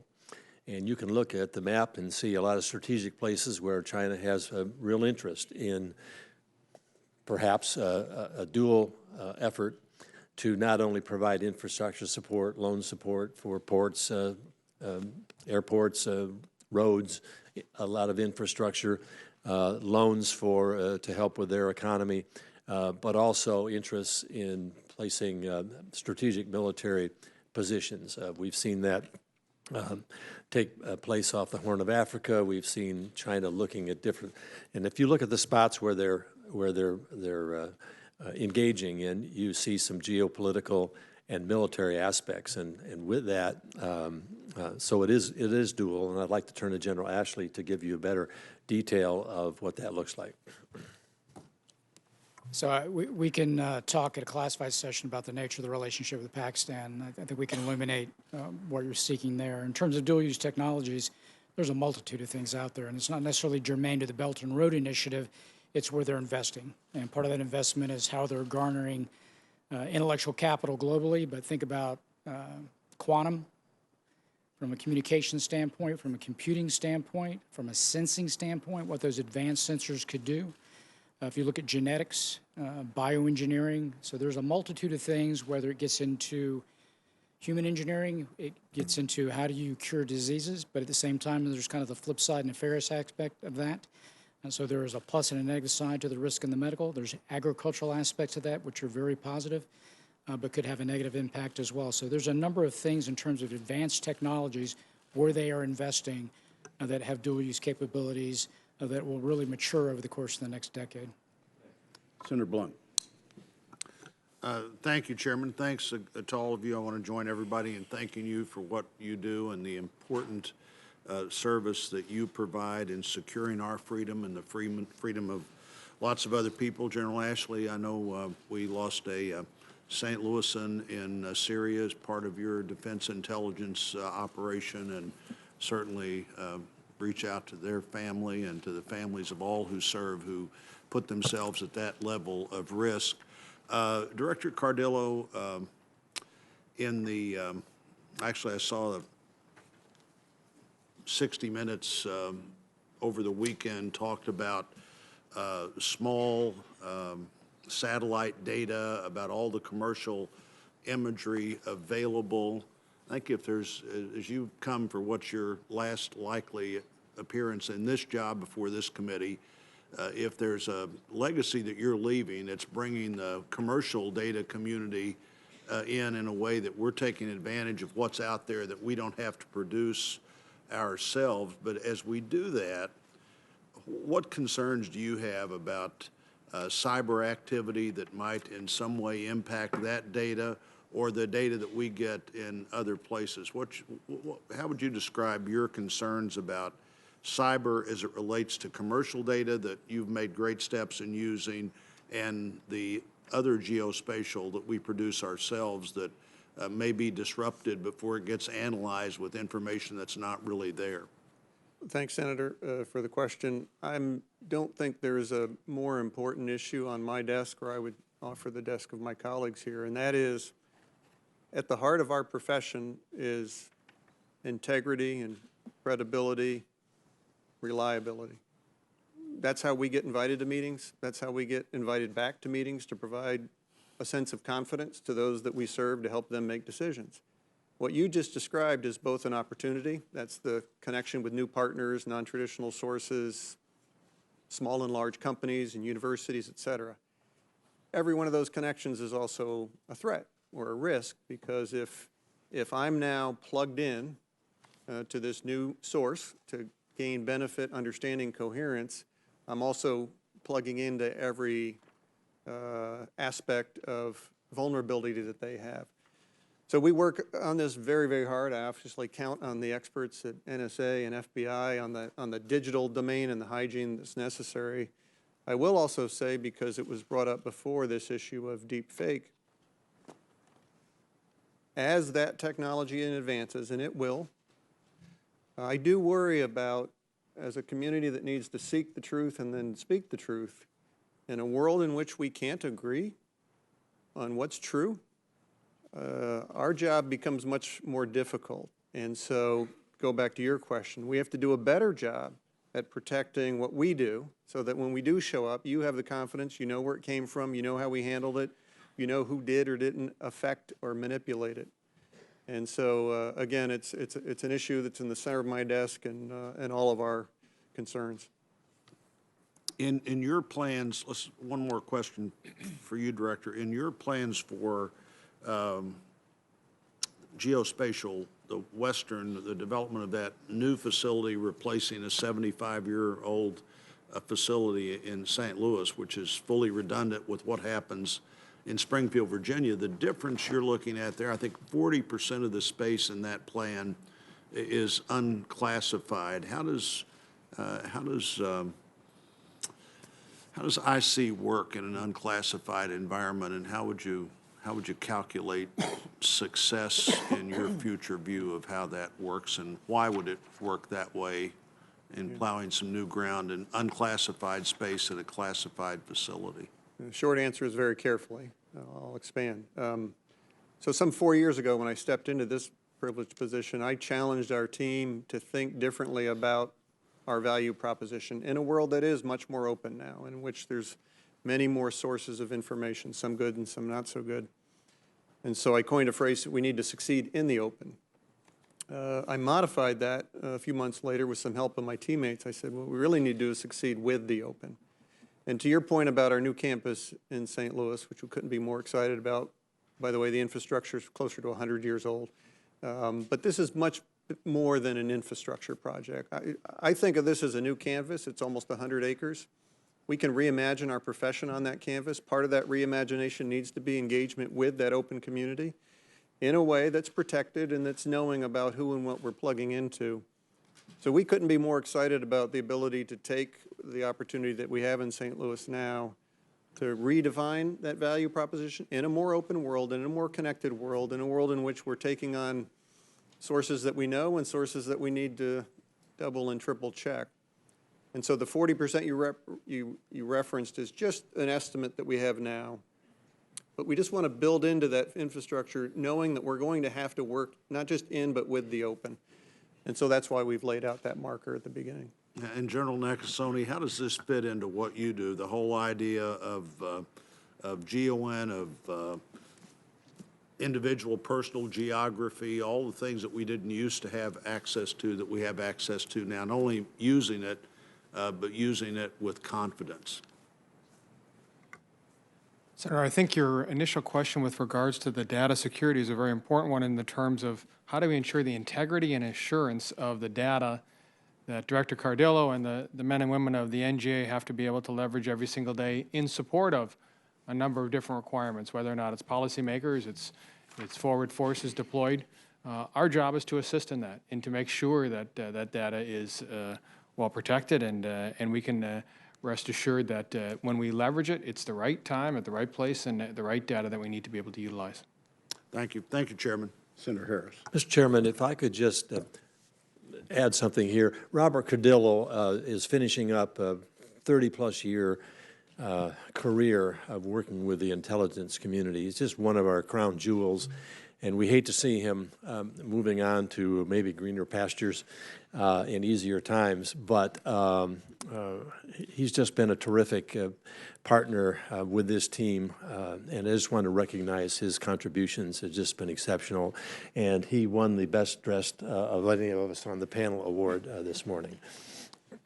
He does that every time. I just want you to know that, Dan. Senator Harris. Thank you, Mr. Chairman, and I join with my colleagues in thanking each of you and the men and women of your agencies for honoring the oath that they have taken, and often with great sacrifice. So thank them, please, from all of us. This question is for Directors Haspel, Coates, and General Ashley, and it's about North Korea. What would you say is the current state of the threat from North Korea? And perhaps we can start with Director Haspel. Well, briefly, of course, the regime is committed to developing a long-range nuclear armed missile that would pose a direct threat to the United States. It is positive that we have managed to engage them in a dialogue. They have taken some voluntary measures to close a site, dismantle a site, but ultimately the objective is to lessen that threat by getting them to declare their program and then ultimately dismantle the program. I think others can probably add to that. Director Coates? Well, I affirm what Director Haspel has just said. I think we continue to go into this situation eyes wide open.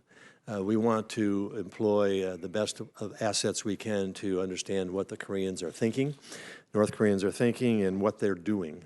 We have capabilities which we can talk about in a secure session in terms of how we gather that information and how we assess that, to give to our policymakers and to give to the negotiating partners relative to where we're going with North Korea. We hold to the stated premise that denuclearization is the goal which has to be achieved, but I will at that point just say I want to ensure the American people and ensure everybody listening here that we are fully engaged in providing the essential intelligence needed relative to the negotiations that are going on. And in this setting, can you say, at least since you've been in the position you've been in, that their threat in terms of their ability to strike the United States has diminished in any way? I think the assessments we've made up to this particular point hold, obviously, as I mentioned in my opening statement, that over this past year we have not seen any evidence. They have not seen nuclear missile testing or launching. So that's the position we're in right now. But again, we keep an open eyes and open ears to exactly what's going on. General? So the technologies that they demonstrated, from a technical standpoint, they showed a capability to have an ICBM function still exists. There still is a substantial military capacity that Kim Jong-un wields. 70% of his forces are along the DMZ. So the capabilities and threat that existed a year ago are still there. And Director Haspel, and thank you, General. Director Haspel, North Korea has obviously a terrible record of human rights, and they're deeply isolated, obviously, from the international community. And this is the result of many policies, intentional, probably mostly. Do you believe that North Korea values the legitimacy that comes with direct diplomatic engagement with the United States? Yes, I think our analysts would assess that they value the dialogue with the United States, and we do see indications that Kim Jong-un is trying to navigate a path toward some kind of better future for the North Korean people. Are you aware of any intelligence suggesting that his behaviors and their human rights record has improved in any substantial way over the last couple of years? It's obviously something we monitor to the degree possible. I do think that a vision for North Korea that further brings them into the community of nations would have a positive effect on our ability to influence them on important things like human rights. But over the last couple of years, have you seen any change in their behaviors? I don't think I can point to any specific changes over the last couple of years. Thank you. And then Director Coates, changing the subject, and I'd like to talk with you a bit about social media. And can you tell us, has the IC, do we have a written strategy for how we're going to counter the influence operations that target social media in the United States? We are fully engaged in that issue. We have regular communication among the various sectors of the intelligence community, and much of that is shared both verbally and in written form. So there is a written strategy? Not a written single strategy, but we're always looking at how we can best address this. It's a fluid situation. We had an earlier discussion relative to our engagement with private sector social media companies. Thank you. My time is running out. Can you tell us, do you have any intention of having a written strategy that will be agreed to and understood by all members of the IC as it relates to the collective responsibility and individual responsibilities for addressing foreign influence on social media in the United States? As I said, it's a fluid situation. We are making significant progress on that in terms of one specific written strategy, something that will have to be looked at in a continuum of change. So I'm not exactly sure why a written strategy would give us anything more. A single strategy that would have to be modified daily. But you can be assured that it is a top priority, as we've talked about before. It is something that we are working on, and we've seen very significant progress. And when you go back and read the transcript of what we talked about before, you'll understand that. I actually have the transcript from February 13th of 2018, when you and I had this discussion at our last Worldwide Threats hearing, or at least a previous one, when I asked you then, would you provide us, and would there be a written strategy for how the IC is dealing with these threats? So can you tell us, has there been any advancement on that point since February of 2018? I'll be happy to get back to you with that. Thank you. Senator Cotton. You were referring to 2017, is that my understanding? No, 2018. We're in 2019 now. 2018, okay, thank you. Senator Cotton. Thank you all very much for your appearance and your continued service to our nation, and for all the men and women who work in your organization serving our country. We've talked a lot about Huawei and ZTE today and the potential threats they pose. Let's just make this concrete for Americans watching at home. you can raise your hand if you respond yes to my questions. How many of you would use a telecom product made by Huawei and ZTE? Senator, I would think we ought to talk about these kinds of things in a closed session. These are not all yes and no answers, and I think that there's information here that we could be better described in a closed session than an open session.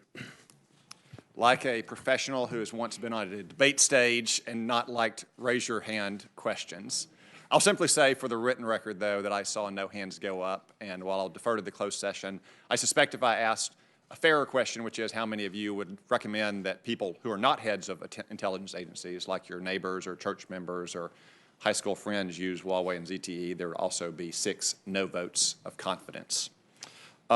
Director Coates, in September, the House Intelligence Committee voted by voice vote, which I presume means it was bipartisan, not controversial, to send to you several dozen of their transcripts in their investigation into Russia's interference in our 2016 election, so they could release those pending your classification review. Where does that review stand? That's another issue which I would like to discuss in a closed session. Thank you. Director Haspel, we've spoken some about ISIS today and the threat of ISIS if they were to reform. One ongoing threat from ISIS is that the Syrian Democratic Forces have a number of detainees from ISIS. Do you know how many detainees the SDF currently hold? Could you turn your microphone on, please? Sorry about that. Senator, we do know the number.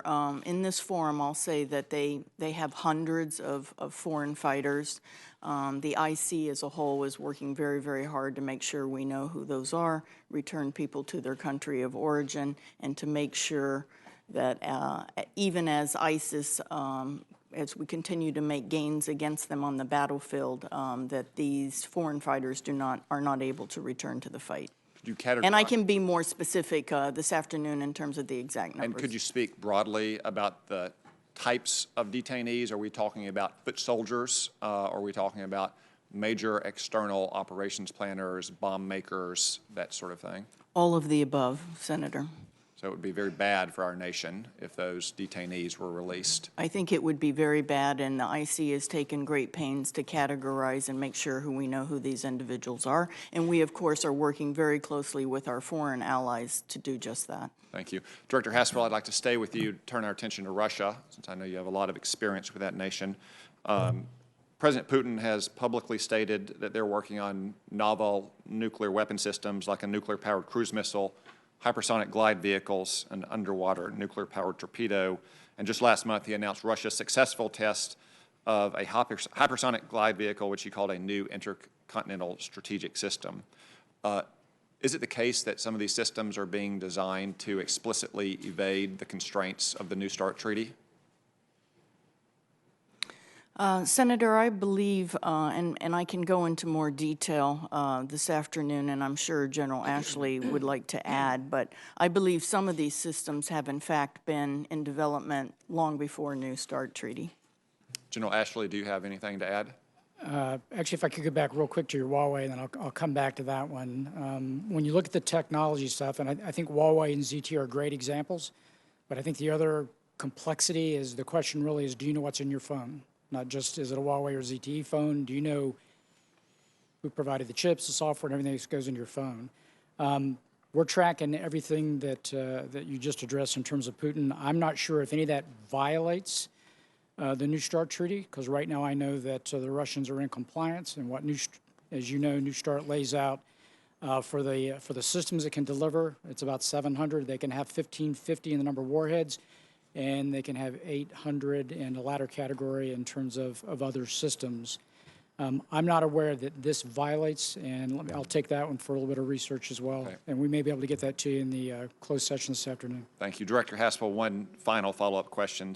So even if these systems don't violate the New START treaty, I believe that both this and the past administration has said that Russia is violating the Intermediate Range Nuclear Forces Treaty, the Open Skies Treaty, the Chemical Weapons Convention, the Biological Weapon Convention, the Vienna Document, and is no longer adhering to the presidential nuclear initiatives. Is there any treaty that Russia has with the United States to which they are currently adhering? Well, the Russians obviously would have a different interpretation, but I do believe that you're correct in terms of State Department's assessment of Russian compliance with those treaties. Thank you. Senator Wyden. Thank you very much, and I want to apologize to all our distinguished panel. We had a major hearing in the Finance Committee. I'm going to start with the matter of Saudi Arabia and the late Mr. Khashoggi. I'm very concerned that the DNI statement, for the record, barely mentions the threat posed by Saudi Arabia to the rule of law around the world. Director Haspel, the Senate unanimously passed a resolution stating its belief that the Crown Prince was responsible for the murder of U.S. resident and journalist Jamal Khashoggi. Is that correct? Senator, we can go into a little bit more detail this afternoon, but as you know, during the fall months, we spent a significant amount of time briefing and providing written products on our assessment of what happened to Mr. Jamal Khashoggi. As you know, and as the Saudi regime itself has acknowledged, 15 individuals traveled to Istanbul and he was murdered at their consulate, and it was a premeditated murder on 2 October. The trial in Saudi Arabia, I believe, has begun, but in terms of further detail on our assessment of involvement, I'll hold it till the afternoon session. Respectfully, Madam Director, the Senate unanimously passed a resolution that the Crown Prince was responsible. Was the Senate wrong? Senator, it's my job to provide the intelligence to support the Senate's deliberations, and I think we've done that very adequately in this case, and we'll continue to do that. And we continue, by the way, to track this issue and to follow it very closely. A question for you, Director Wray, and maybe other panel members. In my home state, there are alarming indications that the Saudi government has helped Saudi nationals accused of serious crimes flee the country. And this strikes us as an assault on the rule of law right here in the United States.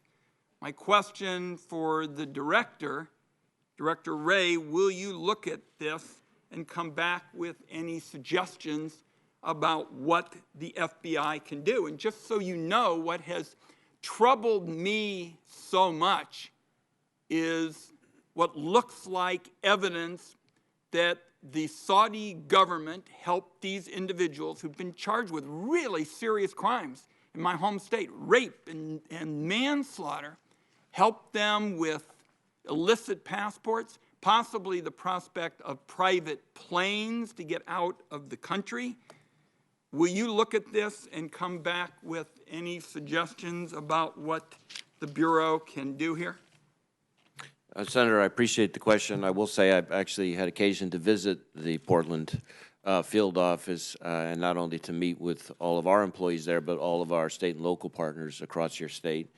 And I'd be happy to take a close look at anything you want to send our way on this subject. Could you get back to me within 10 days? You know, we are trying to up the ante here to really get these people back. You know, my sense is, like a lot of other things, people have a full plate. I've requested travel records. We will be in touch with your office, but I would like a response within 10 days to show that this is the priority that is warranted. Well, Senator, of course, we have a lot of priorities, as I'm acutely aware, but I'd be happy to take a look at the information that you have and work with your office. We have a lot of priorities, but the notion that Saudi Arabia can basically say it is above the law, and that's what it looks like to the people of my home state, is just unacceptable. So I will be back at this, and you and I have talked about matters before, and both of us have strong views, and that will certainly be the case here. Let me ask one other question for you, Director Haspel and Director Coates, to change the subject. to Russia and particularly these Trump-Putin meetings. According to press reports, Donald Trump met privately with Vladimir Putin, and no one in the U.S. government has the full story about what was discussed. Director Haspel and Director Coates, would this put you in a disadvantaged position in terms of understanding Russia's efforts to advance its agenda against the United States? Question for you two, and then I'm out of time. Thank you for letting me have them respond, Mr. Chairman. Well, Senator, clearly this is a sensitive issue, and it's an issue that we ought to talk about this afternoon. I look forward to discussing that in a closed session.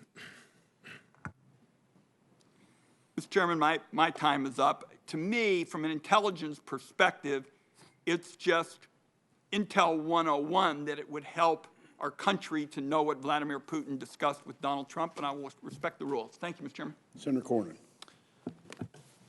When I reflect on the number of people who lost their lives as a result of man-made causes in World War II, by some estimates as many as 39 million people, when we introduced the atomic bomb in Nagasaki and Hiroshima, and think about how much more efficient we've gotten when it comes to killing one another, potentially. And I wanted to ask you about weapons of mass destruction and counter proliferation. If the theory behind mutually assured destruction and deterrence is that none of the so-called rational actors, let's say Russia, China, for example, would use nuclear weapons because they realize what the consequences of that would be, we know we have less than rational actors that are either have acquired nuclear weapons, thinking about North Korea, certainly Pakistan and India are staring at each other, both of whom have nuclear weapons. I worry that we are not spending as much time as we need to be focusing on what is the most lethal threat to our nation and also to the world. Let me ask you specifically about Russia. We know Russia continues to be in material breach of the terms of the Intermediate Range Nuclear Forces Treaty. Most recently, our NATO allies have concluded that Russia is in the process of developing a ground-launched cruise missile that's a direct threat to Euro-Atlantic security. I personally think it's important for us to adequately fund nuclear modernization programs, including the development of a low-yield warhead, and enhance the capabilities of critical missile defense systems. I would also point out that China is not bound by the standards imposed by the INF Treaty, further putting the U.S. in a compromising position. Director Coates, does the intelligence community assess that a complete withdrawal of the U.S. from the INF Treaty would pose a significant national security risk to the United States? Well, that risk is there, whether we are within, we see Russia within the bounds of the restraints on that, or whether we don't, because we know Russia has violated the terms of that treaty and has that capability. And China's so not whether bound, we withdraw or not, not, they're still going to have that capability. That's correct. And Director Haspel, perhaps this would be a question for you. If the U.S. withdraws from the INF Treaty, and I'd welcome anybody's comment on the panel, if the U.S. withdraws from the INF Treaty, does the IC assess that Russia will place INF range missiles in Cuba, or will they attempt to exert pressure in some other way?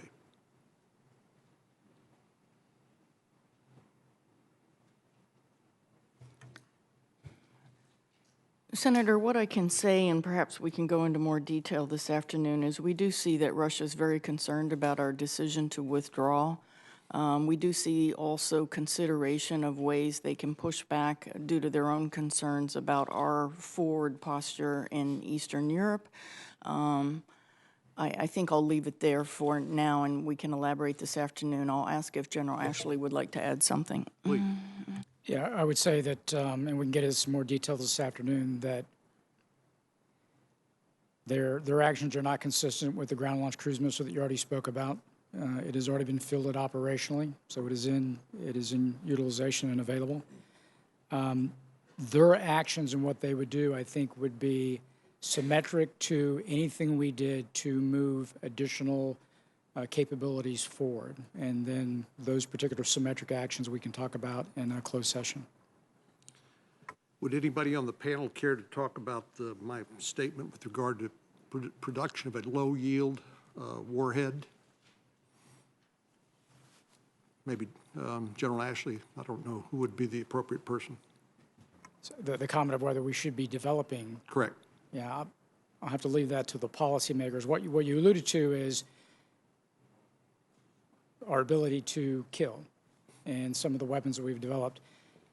And then the utilization and a strategy that we've heard in the past from the Russians of non-strategic nuclear weapons and whether or not a rational actor would use those kinds of weapons in the field. We know that the Russians have a first-use policy. The threshold where they think that the Kremlin would be at risk is probably what would drive that first use, whether they see that as an escalatory control measure that they would put into place.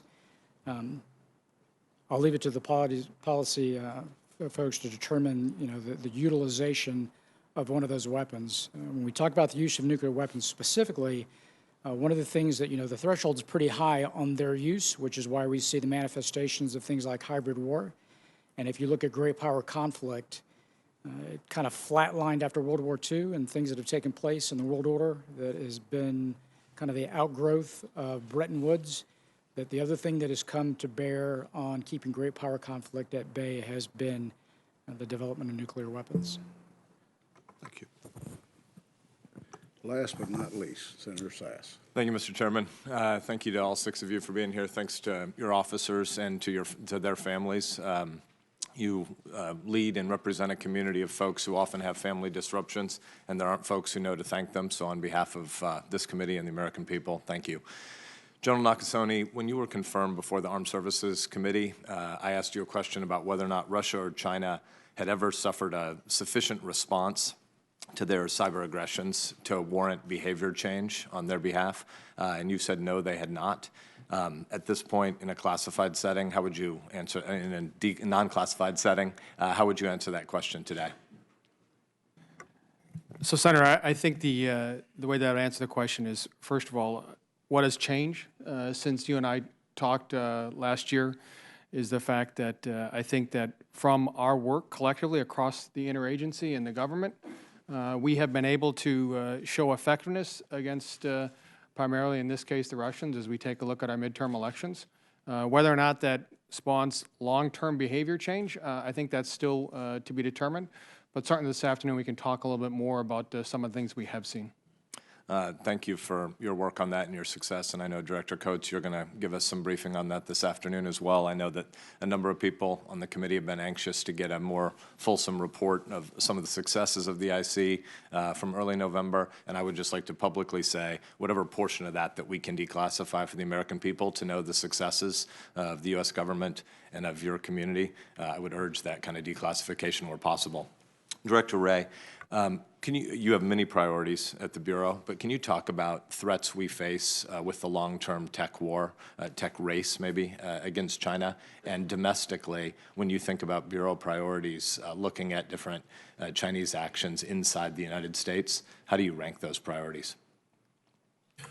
Well, first, I would say that as I said earlier, that I think China writ large is the most significant counterintelligence threat we face.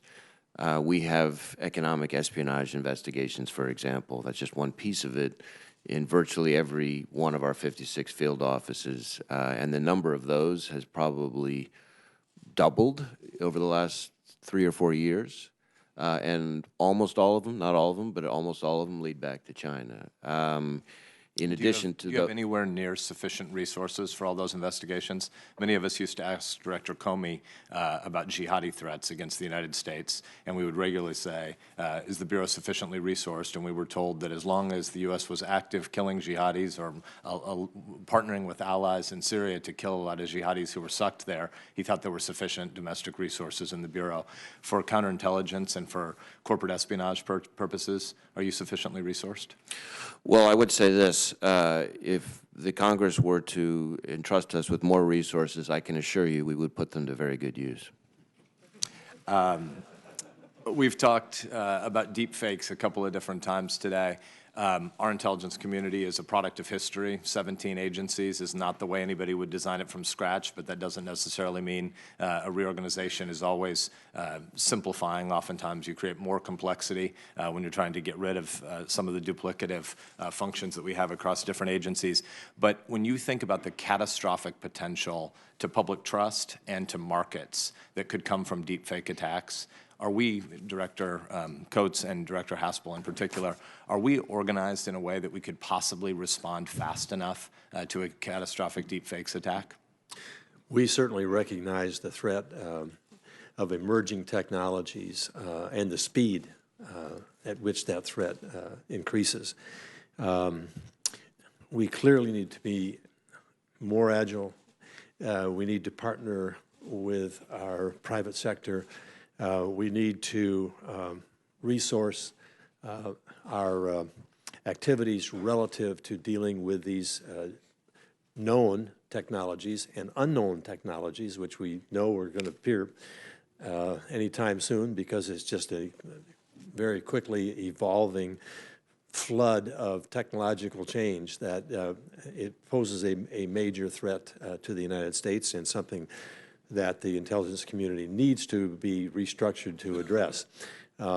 We are in a process of transformation right now, which incorporates 6 major pillars that we have to put resources and activity against and fast. Cyber, trusted agile workforce, artificial intelligence, private sector partnerships, data management, acquisition, agility. All 6 of these are major issues which we have to transform. We cannot rely on status quo where we are now. We're the best in the world. We have to stay the best in the world, but we've got real competitors. And technology is giving them the opportunity to shorten that gap very, very significantly. And so we have a dedicated commitment to this transformation to, it's called IC 2025. What do we have to be in 2025, but not let alone 2019 and 2020? And we are using that throughout all 17 agencies in terms of how we have to adapt to that. And that's a major change that this IC has to go through, but we're fully intent on making it happen. Thanks, Director. Before the chairman gavels out a rookie, Director Haspel, are you confident that we could respond fast enough? I think Director Coates captured it very well. I would say that while the IC is large and unwieldy in some respects, I don't think in my 34-year career I've seen better coordination or synchronization or collaboration among the agencies to try and stay abreast of the technological challenges. I hear that, and I've been reading Intel Daily now for 18 months, and the pace of upgraded game on the part of the community is a real testament to all of your leadership, but I still think the asymmetric exposure we have, where the barrier to entry for deepfakes technology is so low now, lots of entities short of nation-state actors are going to be able to produce this material and, again, destabilize not just American public trust, but markets very rapidly, and I think we need to be thinking about not just IC 2025, but IC 2021, 2020, 2019. If I could real quick just go back to our opening question from the chairman where he said, are you concerned about our protection of data? So how do you get deep fakes that are really, really good? Lots of data. That's how you train your algorithms. So it goes back to kind of where we started, the ability to protect that information, to preclude the training of those algorithms to a degree where you cannot tell the difference. And again, our challenge is, how do you build the algorithm to identify the anomaly? Because every deepfake has a flaw. At least now they do. Thanks, General. Thank you, Mr. Chairman. I just want to make one final brief and commend Director Coates on the ongoing efforts to make sure that we get through the backlog on the security clearance reform. The Chairman and I have worked on this very hard. We appreciate the progress that had been made. My hope is we can, I think we're down to about 500,000. I think that's still, we can do much, much better. And my hope would be that particularly any federal employee that might have had some level of a credit dinging due to the shutdown would not be penalized through that security clearance process for, again, actions, quite frankly, that they had no ability to remediate. It was our responsibility. We will continue to operate carefully with you also. You've played a major role in all of this. We have made some progress. It's not enough. It's not fast enough. Shutdown deferred some tasks that we could have accomplished if the process was opened, and hopefully we won't have to go through that again.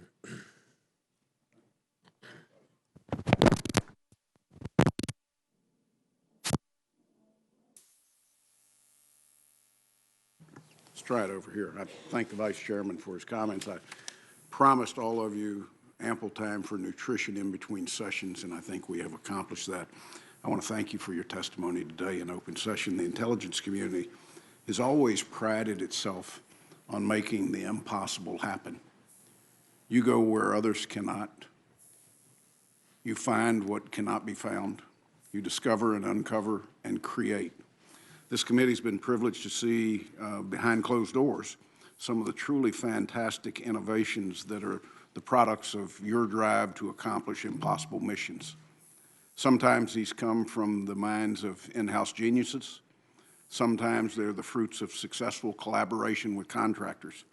These public-private partnerships have always been at the core of American success stories.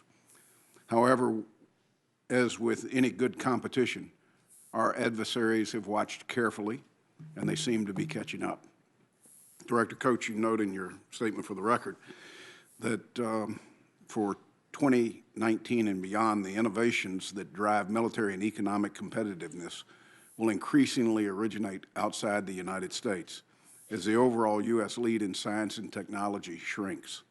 The capability gap between commercial and military technologies evaporates, and foreign actors increase their efforts to acquire top talent, companies, data, and intellectual property via licit or illicit means.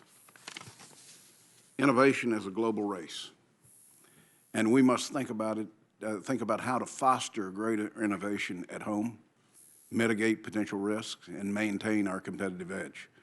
There's no easy path, but if we concede the innovation race, not only our global competitiveness, but our national security will in fact be at risk.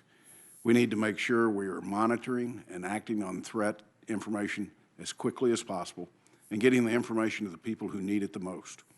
The federal government should educate the private sector on threats, which we are, and enable a regulatory and financial environment that enables innovation. In turn, the private sector needs to listen better and be constructive and thoughtful partners. The simple truth is that we need each other, and only through collaboration can we regain in our lead. The architecture of government must change, and our partnerships must grow. In closing, please convey this committee's gratitude to the men and women of the intelligence community for the work that they do on a daily basis. The American people should know that their hard work, dedication, and innovation are crucial to protecting this country and the democratic principles on which we stand. Although the threats we now face are dynamic, varied, and numerous, I'm confident the intelligence community will continue delivering on their mandate to reduce uncertainty in an increasingly uncertain world. With that, this portion of the hearing is adjourned, and we'll gather again at 1 o'clock.